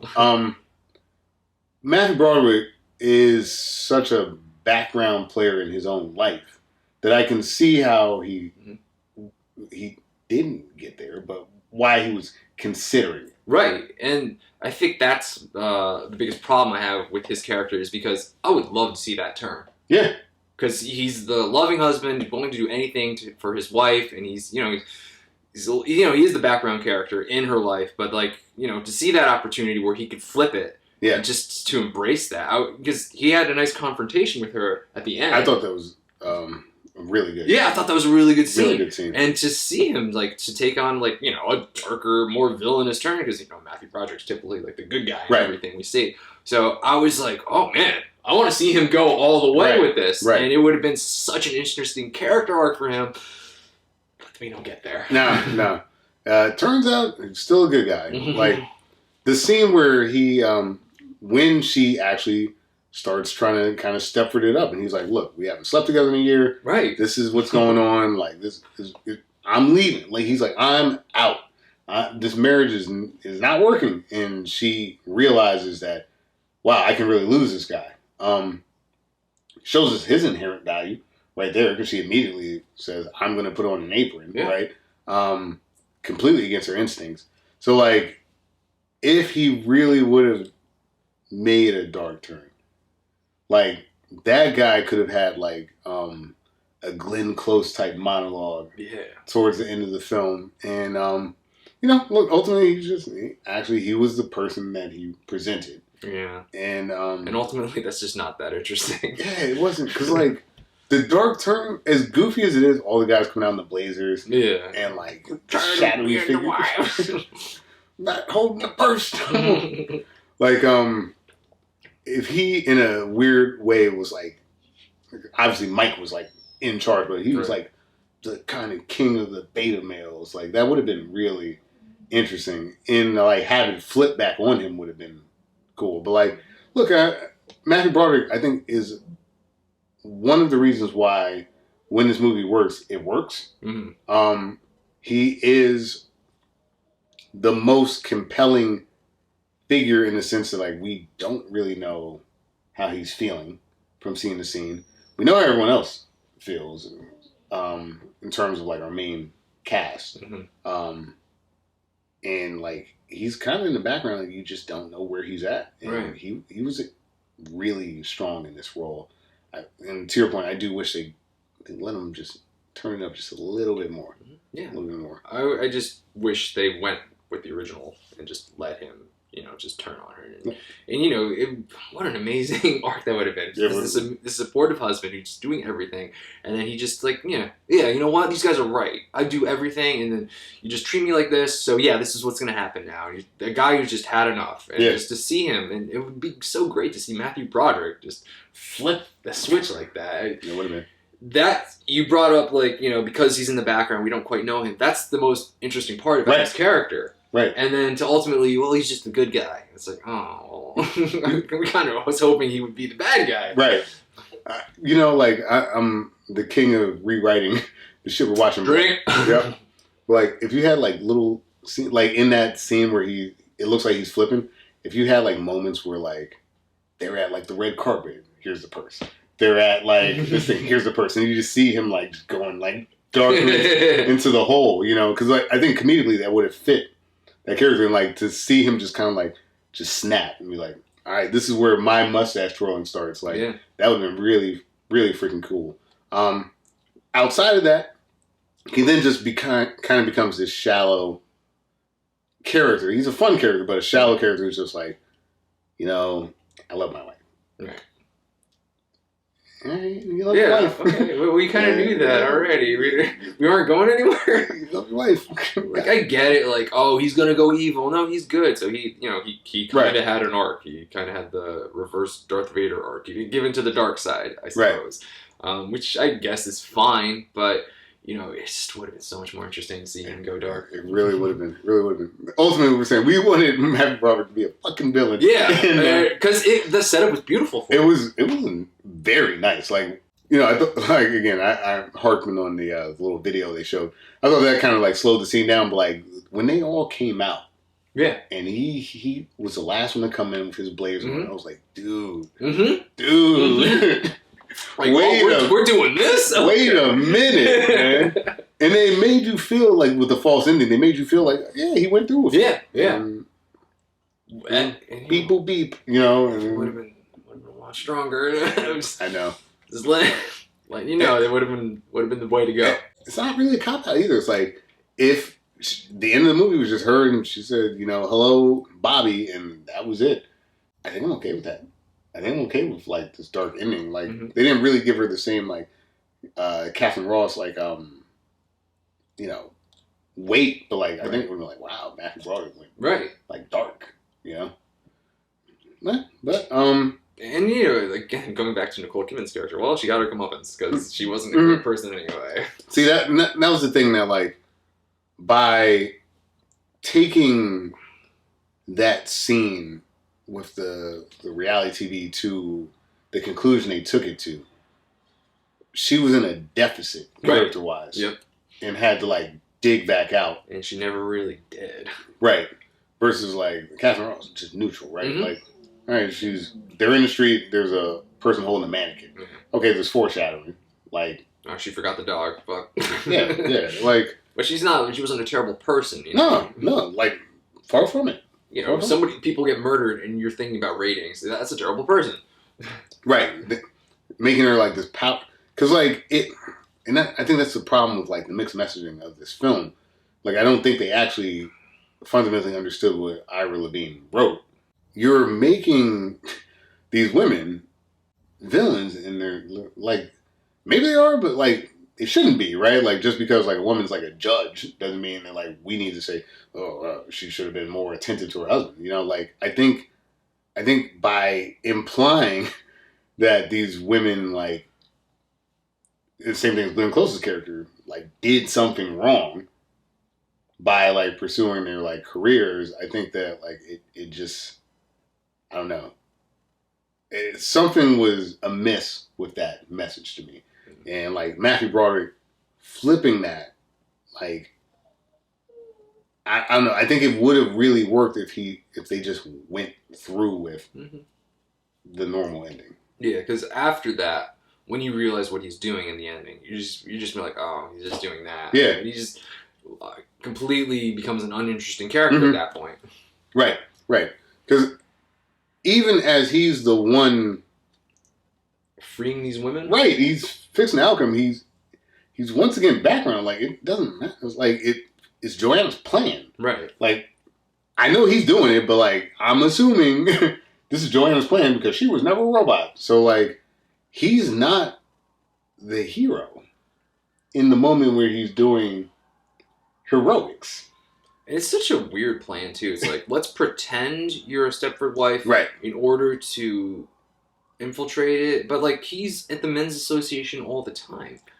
It's like it's I don't know. Yeah, exactly. Like, where did they find the time to pretend? And like, there's no like checks and balances to that. They just let the two of them go. Like, does he know like how to, I guess, insert nanochips? Like, because that's the storyline we're going with. Like, I don't really know like the whole process. Like, you two do it. We trust you know how to insert the nanochips. Okay. Like, what about her? Like, she's just gonna let it happen? Doesn't he have to like sedate her somehow or something? Like, maybe there should be like a team of surgeons to help him out with this. It's also, I know I'm harping on this stupid cartoon video. It's counter to what they said happens in the video. In the video, the husband's far away. He's a safe distance because there's an implied danger to this procedure. And that's kind of funny. They're like, oh, maybe this shit blows up because it was going to be a robot. Because it was going to be a robot. Because it was going to be a robot. A robot might blow up, you know. Because robots blow up. Nano machines don't blow up. Yeah. That is funny, though. You keep the husband at a safe distance. That was really funny. I thought it was funny. He's in his smoking chair and like he winks to Christopher Walken, and Christopher Walken like, it's a cartoon. And Christopher Walken's like, hey, like the humor, I do think for the most part works. The problem was that this is ultimately like kind of like a film about like the patriarchy, and the message I think was too deep for whatever they attempted to do there. So anyway, Matthew Broderick was great, but he could have been better. Yes. He could have been better. Sorry, yes. I don't want to. No, you're absolutely right. That's good. So we'll move on to characters. So we got Bobby, Paula Prentice in the original. I think I'll break into Walter's scotch. Hey, you know something? I'm gonna like you. Yeah. If I was forced to apologize every time I got smashed, I'd spend my whole life wandering around saying, I'm sorry, I'm sorry, I'm sorry. And Bette Midler in the remake. Your pinecone snowman could be Jewish. Just add one of those little beanies. Or maybe I could just use hundreds of pine cones to spell out the words Big Jew in letters 15 feet tall in the snow in my front yard. I'll start off. Okay. I thought Paula Prentice was a lot of fun. Super fun. I think just like immediately fun. Even her intro, because like the 75 film does touch on some of the things about Connecticut that in the 70s and maybe beyond, that like her last name, like I've said before, is Markovitz, and she's like Bobby Marcos, but she changed the name for Upward Mobility. Like, so it's implied that because she's Jewish, she's not really trying to like show that. So like, it's a funny line, but also it shows what type of place you're in. And like, she just has this like, almost like, not tomboyish, but like something like that. Actually, when I was looking at the documentaries, they were kind of trying to do like almost like the Mary Tyler Moore and Her Friend and whatever that show was. Like, so she's this like brash kind of New York woman who's a free spirit. Right. A lot more loose than for sure. Than Joanna, a woman who just makes her own rules. And I found her to be just this fun ray of light. And clearly, for Joanna too, like Joanna saw her, was like, yo, you were my type of people. Exactly. You were New York, Gothamist, fucking I do what I want person. And I just felt like Paula Prentice to be so good in that role. With that like kind of like not rough, but like that just I don't give a shit demeanor. And as they like go through town and they like their friendship buds, I think that relationship felt very good. Like when they actually go into the house, when they hear the pharmacist, yeah, you're the king, you're the master. You're the king, Frank. Oh, you're the champion, Frank. That's all Bobby. She's like, pow, doors open. Who cares, right? Like she just gives the Joanna character the freedom and the edge to explore this town. Mm-hmm. And it is a real turn when Bobby goes Stepford. Bobby, it's gotten to you now. Nothing's got me. I just want to look like a woman and keep my house looking decent, too. You're just like Charmaine. Will you stop? And you're not going to leave Stepford either, are you? Leave Stepford? Good schools, low taxes, clean air. It's over, right? Because once Bobby is no longer Bobby, we got a problem. And I think that she's brought a lot of energy and fun into this movie that otherwise is just like the suspenseful, dark thing. Yeah. And those moments, towards the second act, basically, I think that's the space that she occupies. That's where this movie is a lot of fun. Mm-hmm. When they're playing tennis and the sex thing. It was I mean, it could work without it, but I really think she helps make this movie work. So Paula Prentice was very strong in that portrayal. Oh, she was fantastic. She's just a ball of fun energy, is what she is. You said there's a lot of suspense in this film following Joanna around, so she's just much needed. I don't know, just levity in the film for sure.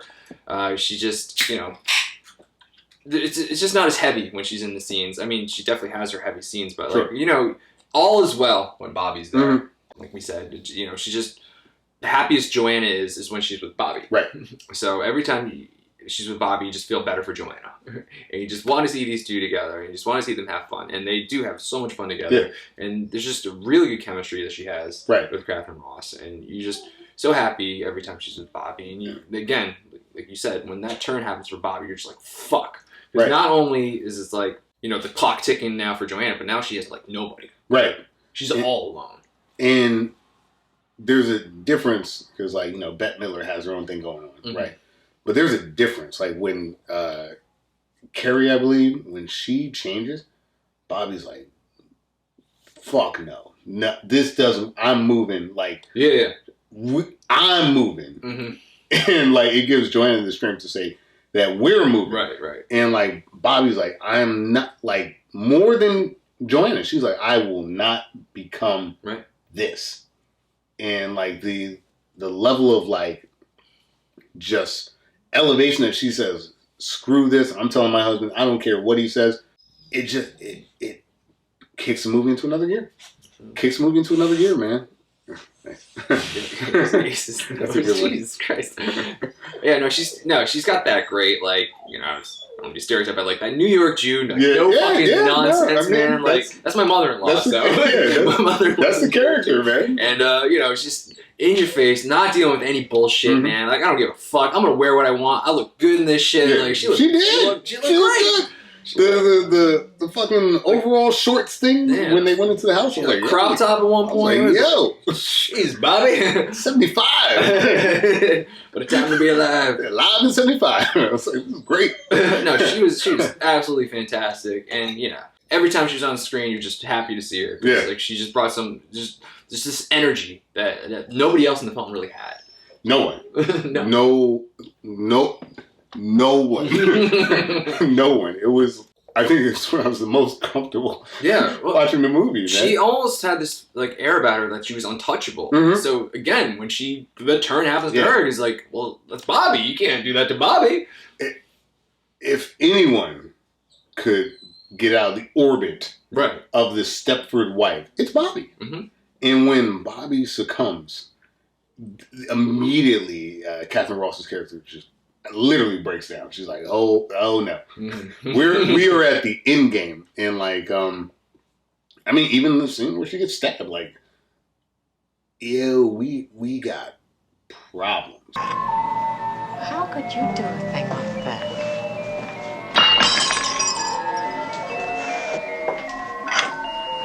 How could you do a thing like that?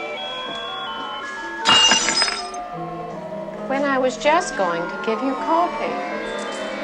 When I was just going to give you coffee. We got major problems.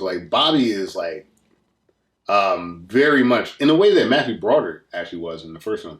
Is very much the glue that keeps this thing working. And she's the canary in the coal mine. She really is. She really is.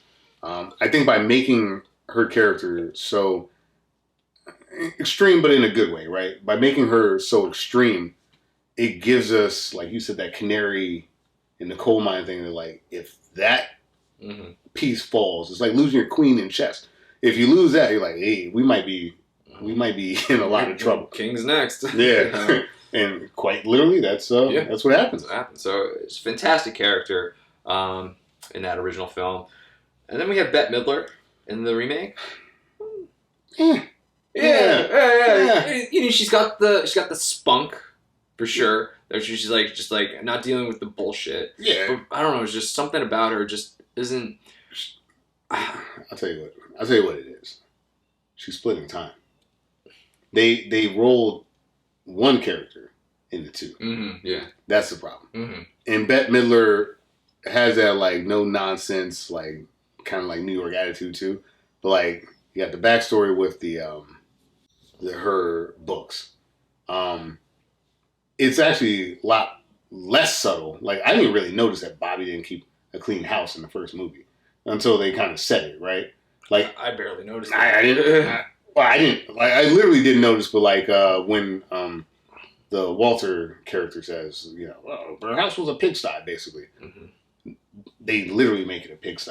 Yeah, it's like hoarders. It's crazy, actually. It's like, how could you live here? Like, I understand why your husband's mad. Yeah. This is absurd. Like, maybe, you know, granted, he should probably clean up too, but like, I can't believe anybody's living like this. Come on, clean up. Yeah.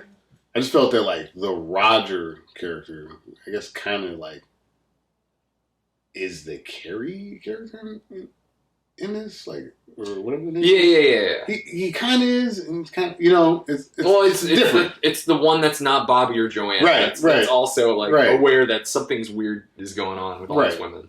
So like, because we actually spend time with all three of them. I mean, do you want to get into it? Because I got their names over here. Sure. So, it's Tina Louise as Charmaine. Oh, Charmaine. Okay. I don't think that Ed ever loved me. I mean, he married me because I looked right.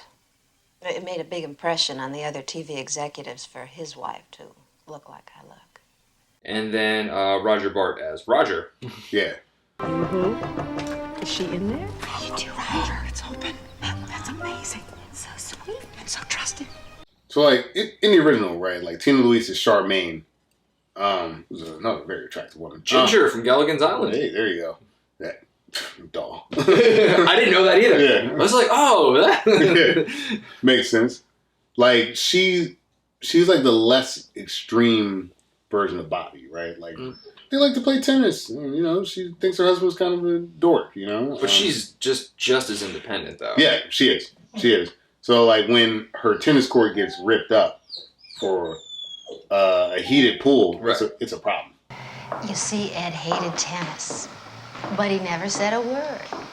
All he wanted to do was to please me. Well, I want to please him now. It's a big moment. Big problem. Yeah. That is what makes Bobby kind of like freak out. Get the fuck out of here. If it can happen to her, it can happen to us. Yeah. Charmaine has far less screen time than Roger. Yeah. So like Charmaine, you kind of like you check in on her from time to time. Roger is like he's like Bobby too. Yeah, he's literally Bobby too. So like I think that's where Bette Midler. Bette Midler. You're right. Yeah.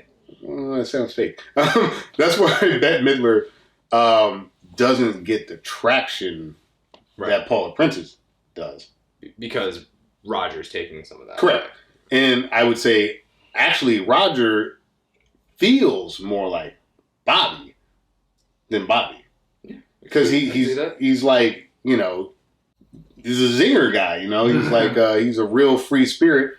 Like openly like gay character in the film. So I thought it was like an interesting approach to like, you know, a Stepford wife does not have to be a wife. And I thought it kind of worked. I thought it worked really well. Yeah, I'm not gonna lie. I was like, you know what? I don't mind that we replaced Charmaine with him because I thought he worked pretty well. Because like in the same way, right? Like we were saying, when Bobby turns in the original film, it's like jarring. Actually, when Roger becomes a gay Republican, that's a bigger turn than when Bobby does. His turn, by the way, is pretty funny too, because they go through the dumpster, right, and then they find all this stuff. He's got like something of Orlando Bloom, but then ultimately, what is the biggest thing, the biggest sin for Roger to throw out is Vigo. the Vigo. Oh no, Vigo! I wasn't ready for that. I was like, oh shit, that's funny. I think in some ways it makes sense, right? Because Charmaine is side character. Like, she's like side. They play tennis. Introduced so late in the film. Yeah, they played tennis once, you know, and like, you know, they went to the women's meeting together. But like, you know, she's willing to like open up and talk about her situation with her husband, Tina Louise in the film. But like, not that important, right? Ultimately, Roger pretty matters. Right. He matters a lot. And, you know, again, that's why I said that to me, the gay Republican, the haircut, and, you know, like that was like far, far bigger a moment. Just because he's gay doesn't mean he needs to be feminine. It's so funny. That felt like what we got from Paula Princess. When Bette Midler's hair is blonde, and she's like, you know, I do this. I was like, And she's wearing like maybe a corset to tighten this up and just like making her boobs bigger. It still didn't. Yeah, it felt like that felt like Charmaine. That felt like Charmaine. It was like, okay, you know, he loves his heated pool.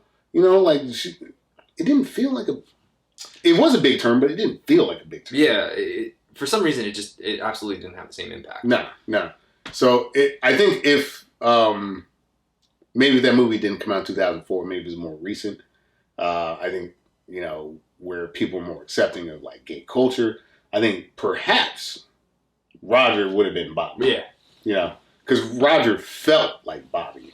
And, you know, that's why for me, like, I like Bette Midler. I thought she was fine, but like, fine. I just didn't feel like she measured up the same way. And especially because like her turn, it's not for nothing. Like, you know, Bette Midler is fine, but you know, looks wise, I guess when you compare all these Stepford Wives, like you got Faith Hill out there, right? So it's like to see Bette Midler kind of like she just didn't feel like a Stepford Wife. She felt like she was trying to be a Stepford Wife. They didn't let her loose. You know, like Paul is just went, and I think Bette can do that, but because you've got the Roger character taking up a lot of space, like when they go into the house. And the crazy sex is happening upstairs, and he's like, and he starts to go upstairs. He's like, I want some. I was like, that is hilarious. That is hilarious. That is something that like the original Bobby would have done. Mm-hmm. You know, and I think that like that split. I think I get why they did it. I think I get why they did it, but like it kind of flipped it in terms of like who should have been more brass, right? But like I think because of like 2004, kind of like the gay tropes of the time, like you go back and like watch Sex and the City, like how like flamboyant and like over the top gay characters are in a lot of those films. Like he occupied Bobby's space, you know, and I almost wish that like you just flipped those characters, but it's true. I know why they didn't. You know? Yeah. And not for nothing, but like, you know, we've talked about a lot of movies where like the gay portrayal is like, that didn't really age too well. Yeah. Like it didn't age too bad. That was especially like the gay Republican thing. That's still that was pretty good. It's very poignant today. I think like that character didn't feel like he didn't feel like an afterthought. He was very much included and incorporated in the film. It wasn't just like sass and like he was actually like a fully fleshed out character. For sure. So I think that's why it aged pretty well. The Vigo thing, that was great. That was great. Paul, I think obviously like to me it was the Bobby. Yeah. Bette Midler was fine, but like, you know, she gave the kid $500 because she didn't have the Boba Fett. Like it just, where'd that come from? Where'd the kids come from? Yeah. John Lovitz is her husband, by the way. Yeah. He's in the movie. Yeah, John Lovitz is in the movie. It's next. Yeah, Roger Bart is a lot of fun in the movie. And I think, like, you know, I bring this term of, like, he took a lot of oxygen out of the room for, like, pretty much anybody else, which I think could be one of the reasons I'm, like, kind of lukewarm about Joanna, because I think he just, like, really was a steam stealer. Like, I really, like, laughed when he was like, I'm going up there. He seems like a good person yes. as opposed to Joanna, too. Yes, exactly. Like, he was trying to make it work with his husband in the film in a way that, like, maybe the other two weren't. And, yeah, I don't know. Roger Bart was, like, super, super strong in the movie. It's hard to compare him against Tina Louise because I think they're doing completely different things. Yeah. But yeah. Well, he has a lot more screen time, for sure. So much more.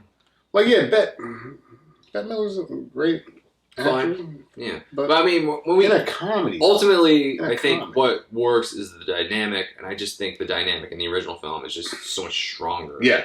Than when we get the remake. And because the film isn't inherently trying to take big comedic swings, Paula Princess's humor is a juxtaposition. Right. And when she falls, all of the funny in the movie is now over. Yeah. We are no longer having fun. Yeah, like I said, she's a big ball of joyous energy, and then there goes the joy. Yeah. It's no longer going to be a fun movie. Now we're in the end game. Yeah. You take you take Roger Bart out of the movie, you take Bette Midler out of the movie, it doesn't matter. Like, it's still comedy because we're gonna do like comedic bits afterwards. Like, you take Paula Princess out of the movie, full suspense thriller, whatever. And yeah, man. That's the joy in Joanna's life. Yes, it's gone. It's a joy in my life. I love her. I love the crop top.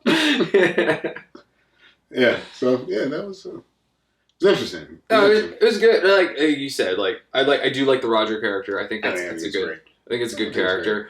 Bette Midler does a serviceable job as Bobby, but I definitely think the Bobby we had in the original was better. Clearly. Clearly. Right. Yeah. All right, and all we have left for character comparisons is kind of, I guess, I wrote down the leader of the Men's Association. Sure. So we have Patrick O'Neill as Diz Koba. And then Christopher Walken as Mike Wellington. Show her. Show me what? It's a promotional thing I've been working on for when we go global. And Glenn Close is Claire Wellington. Yeah. All right, now it's time to slim and scrub.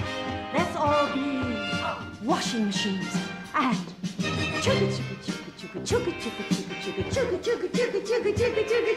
So we'll start with Diz because he doesn't have a lot of screen time. No. He's like 2 scenes, I think. He's like that first time the Men's Association comes to the house, he's just a little creepy, just like watching Joanna like do the dishes, and he has this creepy line. I love women doing housework. Yeah. It's like, Jesus fucking Christ, dude. That was so creepy. Love watching women do their little. I don't know. The line was crazy. I was like, hey, dude, dial it back.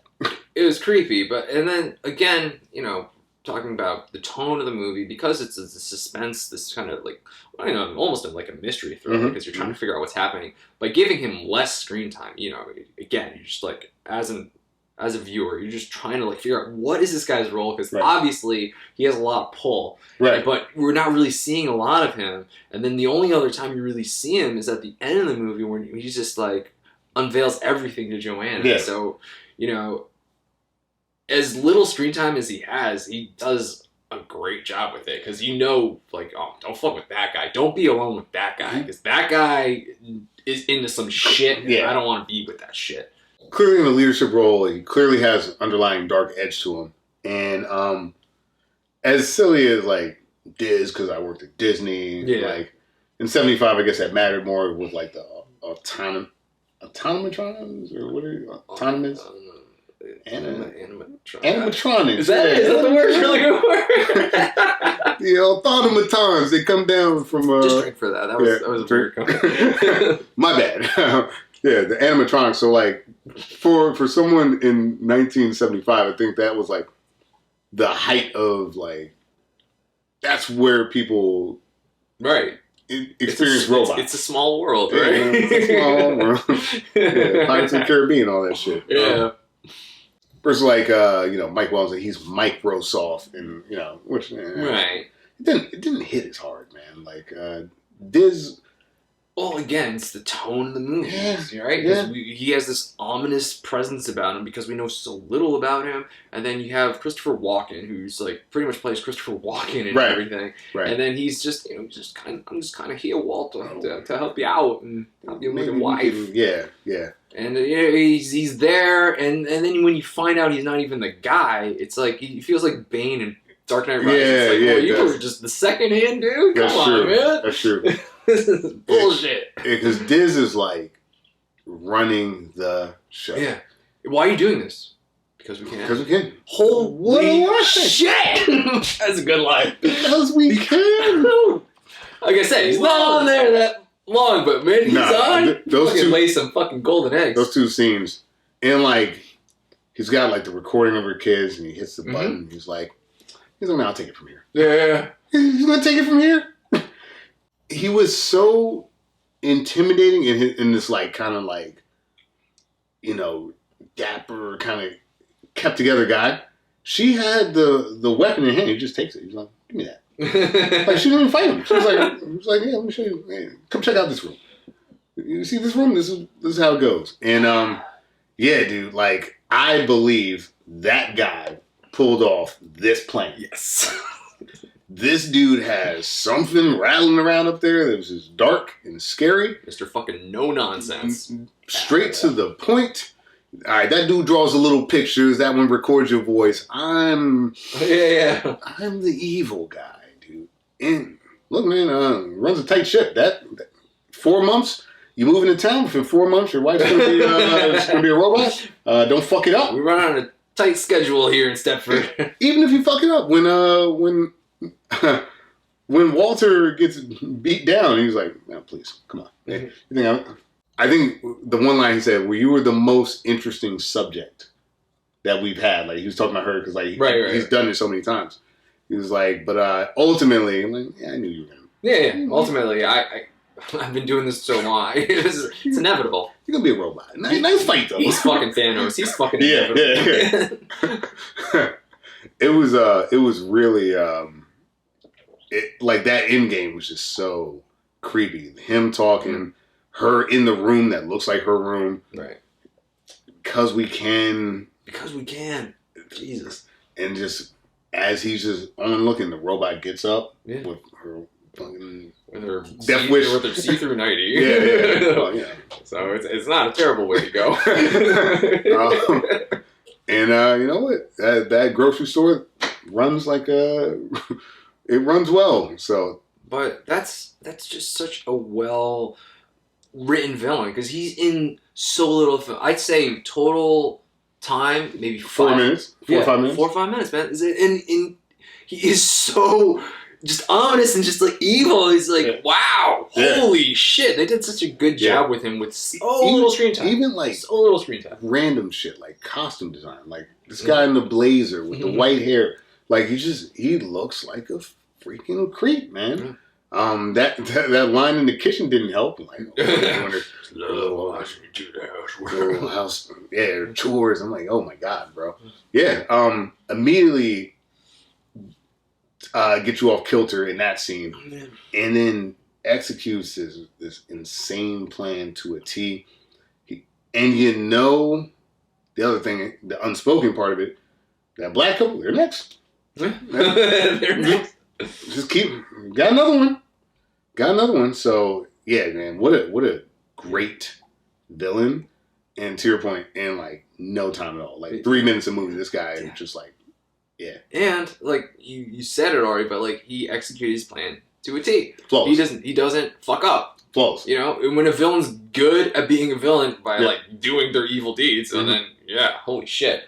He nailed it.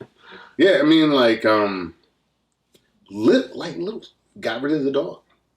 Got rid of the dog. Like, hey, this dog sniffing around, that's a problem. And you just get rid of it. It was a pretty compelling villain, and as little screen time as he had, he was effective as fuck. Diz. Because Diz got Diz shit done. Mm-hmm. Holy shit. And then we got Christopher Walken as Mike Wellington. Oh, Again, we well. already said he's kind of like the Bane. He's not really the puppet master. We already kind of talked about Glenn Close and her motives and just how weak they are. And it's just, I don't know if we need to go much further into it, but like ultimately, I hate that. Like, I hate when movies do like, oh, it's not really that's not the real villain. That's the real villain. Like at the last, Ex Machina shit, and it's like, oh man, I really hate these stupid twist endings. And yeah, it's really weak, and it just doesn't. Again, it doesn't make sense that she would like. Well, because my husband cheated on me, I need to make a society where women are completely complacent and just do whatever men say. What? Right. Like, Christopher Walken, in that same sort of like ominous mode, in the film, like when that one character, was it Faith Hill? I think she like sparks out. Let's say it was Faith Hill. Let's just say it was Faith Hill. She like sparks out and like Christopher Walken shows up. Yeah. We'll take it from here. And it was like, okay. That was like, an interesting introduction. Like, oh, he's the one who's going to take care of it. Yeah. Okay. Yeah. I thought it was a great introduction. Because like in the original film, like the equivalent, I guess the two equivalents would be either the car accident or the one who's like, I'll just die if I don't get that recipe. Make the car accident more so. I think so. Yeah. Like they took that scene and gave the villain a bump. Mm-hmm. Like, hey, that's a great start. That's great. It's a great start, man. That's great. But then he's not the villain. Right. So it doesn't fucking matter. No, I guess he's not the villain. I guess he was a robot. Yeah. Because they have robots in that movie. Yeah. But not everybody's a robot. No, the dog and Christopher Walken are a robot. Everyone else has a nano chip. But there's some robots sometimes. When laid out on a table. When it's convenient to have a robot, there will be a robot. And they call people robots too. That's true. So it's confusing. It is confusing. Also, like the fact that his like head comes off, like, it's just a shame because like you set up the character. Like Diz works because he was set up and he executed. Set up, execute. Good villain. Mike Wellington, all right, like set up, executed. Well, the problem with Mike Wellington is he half-assed it because he didn't go through the whole process. He trusted the husband to do it. Like, you know how to insert nanomachines, right? I'm gonna go watch Diahana. I hear the guy in there is pretty good. Yeah. It's good. Yeah. I don't have it today. Like sometimes I have a Walken, not today. It's been a rough day. Yeah. So like that Glenn Close monologue at the end was just so confusing. And like, look, Glenn Close was doing Glenn Close. Look, Walken did Walken shit. Christopher Walken was doing Christopher Walken. Yeah. Glenn Close was doing wild-eyed monologues that like revealed just like insanity, and it didn't work because the tone of the monologue was just it was all off. The tone was all wrong. Talk to him again like that. Stab me in the face with a sawing iron. Sorry. Mm-hmm. That's my last one. Maybe. Yeah, maybe. Probably not. I've been drinking. Yeah, that's true. So yeah, I just felt that you got two of the best character actors in Hollywood for sure playing your villains, and some guy I never heard of just blew him out of the water. Yeah, blew him out of the water. Facts in 3 minutes. It was crazy. It was crazy. I just think that unfortunately the comedic tone didn't lend itself to villainy. Right, exactly. And especially with the rewritten ending that we got. Yes. It's a rewritten ending. It's not what we originally had. So clearly. Like Breaking Bad, no half measures, Walt. Like they took a half measure. What half measures, Walter? Oh, that was all right. I can do Mike too. Hey. I watched a movie with him recently. I can't remember which one now. Beverly Hills Cop. He's the bad guy that kills Eddie Murphy's friend in Detroit. I've only seen half of Beverly Hills Cop. That's okay. I'm a terrible person. I know. You are. But yeah, we talked about the end. We talked about the villain. So yeah, missed opportunity with two very strong actors. The tone was just wasn't right for the ending. Did not match what they had set up, and it was unfortunate. Well, I feel like we can say that about a lot of the characters, especially Yeah. Matthew Broderick's character. Yeah. Glenn Close, Matthew Broderick, alumni of Retro versus Remake. Yeah, I mean, we got a bunch of alums. A bunch. Frank Oz. Yeah. Even the guy who played Roger, he was in Producers. That makes sense. He played a gay character that we thought was, wow, that's that's a little too much. And, dial it back for this one. Much better portrayal in this movie. No, totally. So, yeah, I think ultimately the story of our villains is a coherent, executed plot versus an incoherent, like false direction, misstep plot that like just the end of this movie actually kind of like fouls up a lot of the other stuff that happened in the movie. And like the end of the original like confirms all of our concerns about what was happening throughout the film. Just because you're paranoid don't mean they're not after you. Kurt Cobain. He was right. He was right. No, it's the tone. Your tone, it's all wrong. Absolutely. So I think we've said enough about the villains. Is there anything else, Reggie, that you just want to touch upon? Just even just like bring up anything like anything you like thought, wow, I really enjoyed that, or anything that just was in one film that was not in the other. I hated RoboPuppy, by the way. Yeah, RoboPuppy was really whack. It was like Rocky IV level. Like Happy birthday, Polly. Yeah, that's what I thought. I was like, fuck. It was so bad. And then when it fell down the stairs, I was like, why? Why is this robot falling down the stairs? Why am I watching this? It didn't make sense. Like it didn't totally match with anything else I was looking at. In the refrigerator, you need milk. It's like, shut the fuck up. But they did, predict kind of smart houses and like how everything was kind of connected. That's so true. I'll give the movie that. Obviously the dumb robotic, you need to get this, but like a smart fridge, you know what? It's like very common. Smart house, pretty smart movie. Funny enough, actually, the music in both films I thought was really strong. I thought that the music in the original added the suspense, like you mentioned. Right. The music in the remake, like whatever this like reality, dark humor world, like kind of like post MTV society. I thought it worked really well. I thought that the jokes, I really was enjoying this like weird humor throughout the film. Like I very early on was like, yo, I kind of fucking dig this. Like I thought the intro was just so strange and unique. I thought like Glenn Close, like the spin cycle ladies. That scene I enjoyed.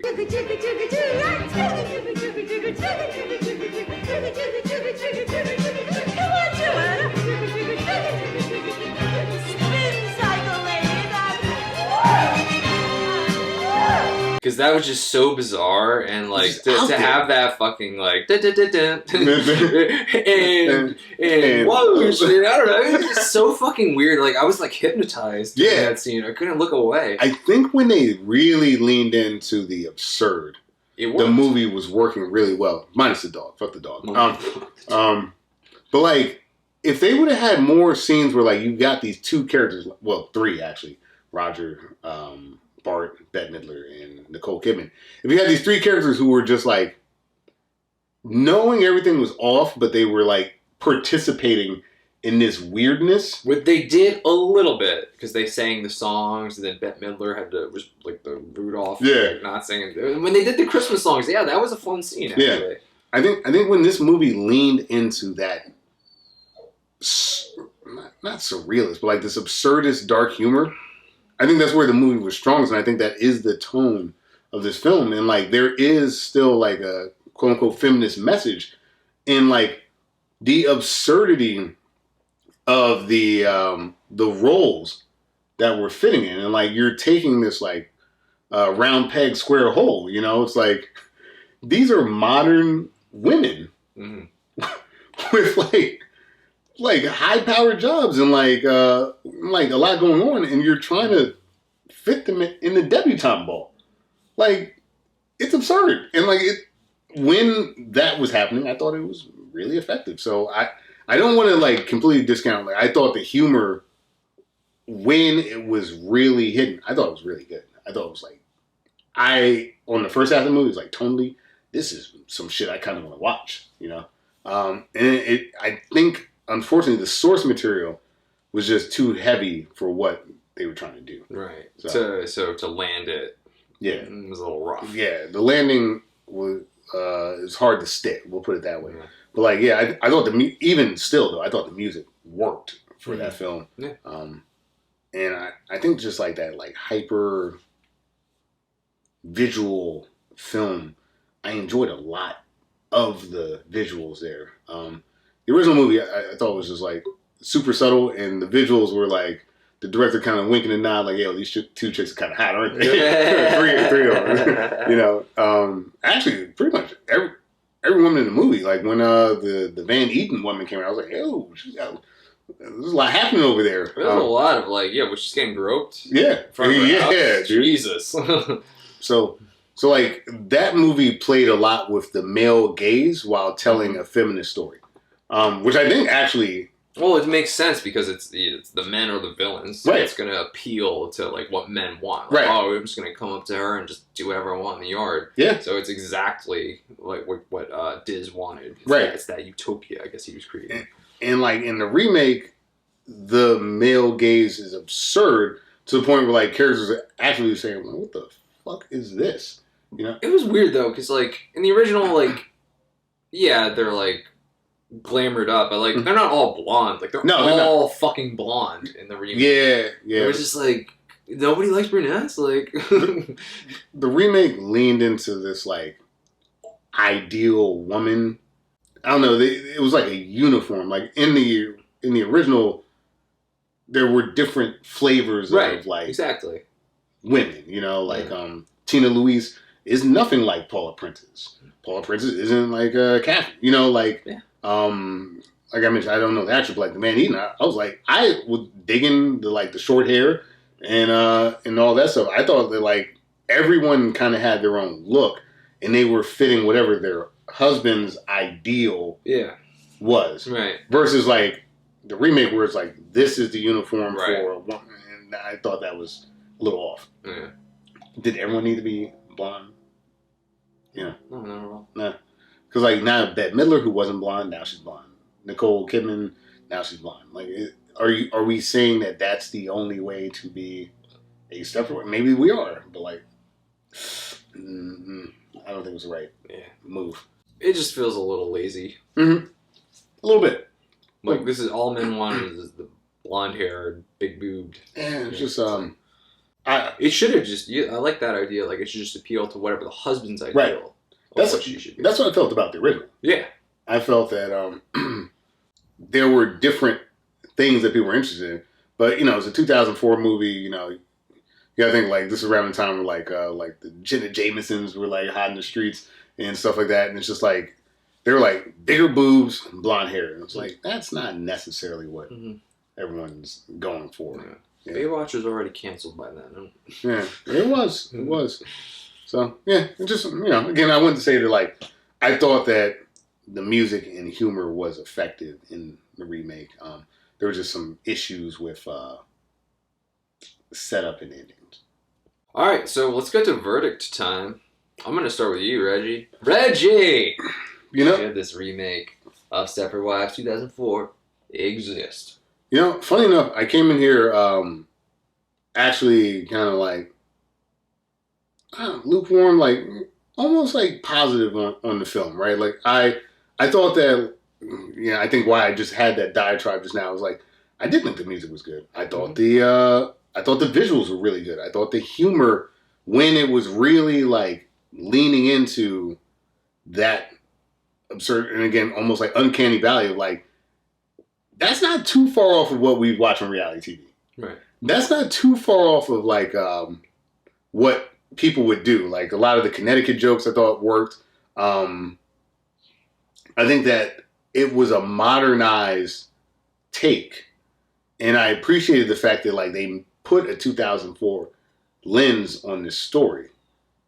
The problem is that they I guess it's the reshoots or something like that. I guess Hollywood got involved.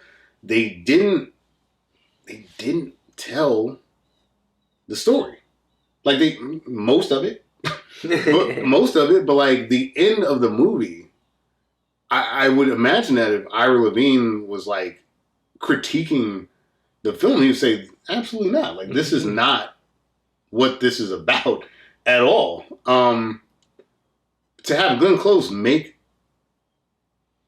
I don't know, whatever that was, like, the women need to be subjugated so then I can get the men later. Like that's not the story. This is a story about our, like, falling into traditional roles, that this, like, grotesque horror of, like, trying to make the ideal woman actually exist. Like, you have to kill your wife and make a robot to get whatever that feminine ideal is. Like, that's horrible. And then to see how it affects the women, right? Like, that's the story.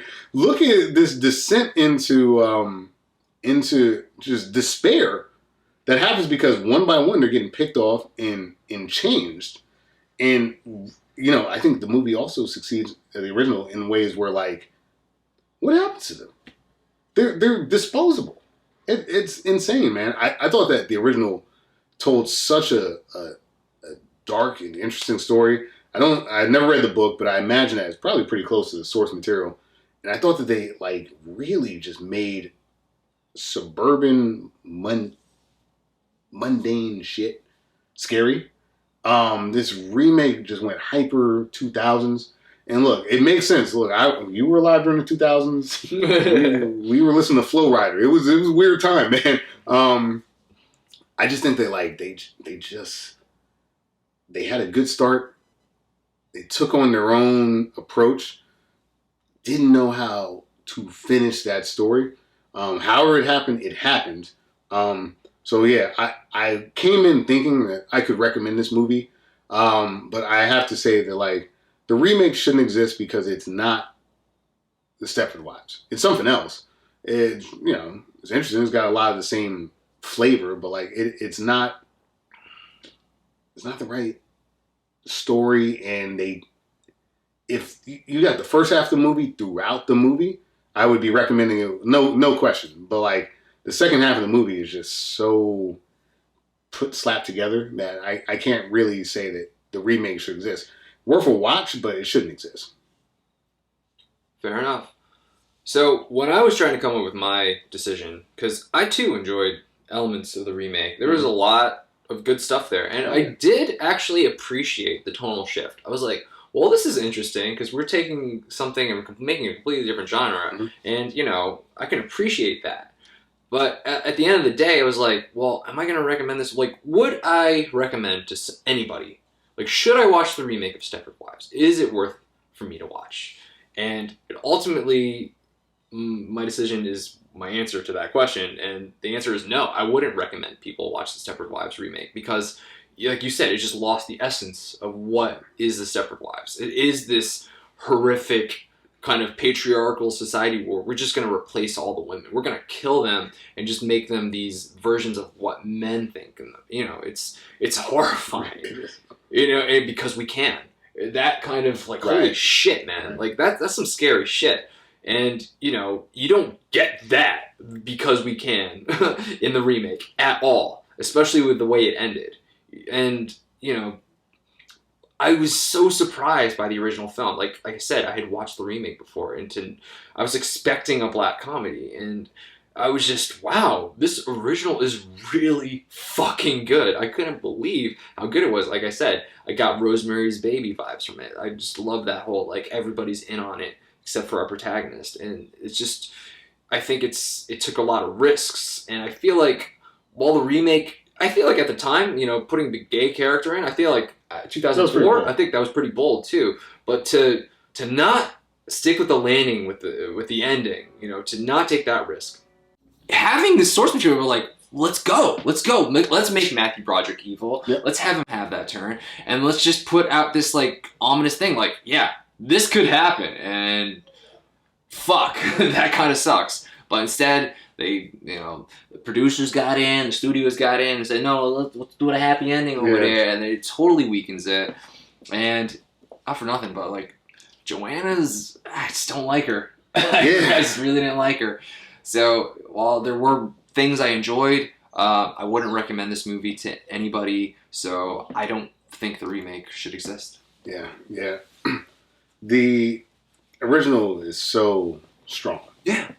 It's so strong that there's not really an excuse for the remake to be as weak as it is. To play it so safe with that ending. Yeah. But like to your point, I do like with the caveat, and I think we both made it, is that like there was something there. There was something there. I would love to see what Frank Oz's original vision was for this. I was not like giddy. I was like, wait a minute, this is interesting. It was working. Yeah. It was working. I was like, this shit is like, this is this funhouse mirror version of this story for our modern times. And I think Frank was really close. He was on his way, for sure. I think he was really close. I think that, unfortunately, just like, to your point, the Glenn Close and the Nicole Kidman portrayals, nothing against the actress, but like, Joanna's not likable. Yeah. Glenn Close is like is not logical. Yeah, her turn as a villain doesn't make sense at all. So likability and logic are pretty important, and I think that because that's not there, it's the humor is just not enough to carry the film. I think that if they had done it kind of like now, I don't think Bette Midler is in the movie, or at least she's not playing that character. I think Roger Bart's actually playing Bobby, and I think it actually could have worked. I think you have Matthew Broderick just go the full nine. Just have him go. Make him go that full villain role. Because the point is that the men are the problem. Right. They're the problem. And to have him be like, the only man that's not the problem, to do what? For what end? It's just that Matthew Broderick's a good guy? It just weakens the story. Yeah. Doesn't work. But it was an attempt. I can't endorse it. Yeah. And like I said, at the end of the day, it's just like, would I recommend to somebody like, oh yeah, I've seen Stepford Wives, should I watch the remake? Like, I don't think you need to. The original is really well done. Yeah. And like I said, it takes a risk with that ending. Just, okay, she's gonna die. She's just gonna get killed by the robotic version of her because it was just, there's nothing she could do because Diz is that fucking good at what he does. I agree. And you don't even know who the fuck he is. Yep. Man, he killed it. He crushed it. Yeah, it's just it's a interesting story to revisit in 2021, like the Stepford Wives. Yeah. It's a very interesting story to revisit, and I'm glad that I got the chance to watch the 1975 film. Because, I probably would have lived my entire existence without ever seeing that. I was like, wow, that's very strong movie. Holds up very well. Very well. It's amazing. Like, you think, like, yeah, okay, maybe some of the clothes, but like, even like the way they talk and everything is just like very appropriate. It feels very natural. Like, if someone had put that movie out on like Netflix today, minus like you mentioned costume, like, well, this is a really good movie. Yeah, it's really compelling. The subject matter is just incredibly interesting. Great script. The Disney thing's a little goofy, the Disney thing, but like that's, I give that 1975. Plus, by the way, 2004 basically tried to do Microsoft, so it's not like we improved on that subject. Microsoft. Yeah. Oh God. Which is like, man, I got to read some Ira Levine stuff because like when you mentioned Rosemary's Baby, and I saw like there was a cover on one of the books that said from the author of Rosemary's Baby. Yeah, that's I love Rosemary's Baby. I love that slow burn. It's kind of like, let's just do gaslighting. That's like, those are the movies. Like the woman thinks something's wrong, everybody's telling her nothing's wrong, and then she's ultimately right. Yeah. It works really well. He's good at it. I also think that like that additional exposition of going back to like the ex-boyfriend really, I like really that. put it over the top. It really just makes it feel like a real person, like a fully fleshed out character. Like, oh, she regrets. really is unhappy. He's unhappy. Like, this could be like that could have been a turning point. She could have just been like, you know what, I'm gonna leave Walter right now and just be with him. Yeah. There's an option on the table, but out of like family and loyalty, I get why you wouldn't do that. But like the idea of the missed opportunity, the one that got away, and like, how does this person's life end if she went with her gut? You know, it's it feels like you said, it feels like a real person. It's just it doesn't really give us much because we don't learn anything about the water, but it gets character development. Oh my god, what a scene! Yeah, it really is. So yeah, that's that. Hey, let us know what you guys think. Did you agree with us? Did you disagree with us? Did we miss anything? Please let us know in the comments. We love reading those. Absolutely. At this point, it's time to pick the next episode. So, Reggie, I picked Stepford Wives. What you got for us next time? Completely, no one's expecting this. This is oh boy. So yeah, I mentioned to someone that I do a podcast, and they brought up a film called The Jackal. The Jackal. Now, there's an original film from 1973 called The Day of the Jackal. There's a remake from 1997 with Bruce Willis. Holy shit! So I didn't know that was a remake. Yeah. What? Yeah. So what? That's a remake? I believe so. Hold up. Let me just make sure, because it is a loose remake. Yeah, loose remake. Loose remake. Loose remake. Loose remake still a remake. Loose remake's a remake. Yeah. Wow. Out of nowhere. I had no idea. Out of left field. Far out of left field. Hey, Bruce Willis. We haven't done him since Death Wish. Yeah. Let's give him another chance. So, this was on my radar. It's kind of random, but I want to watch The Jackal.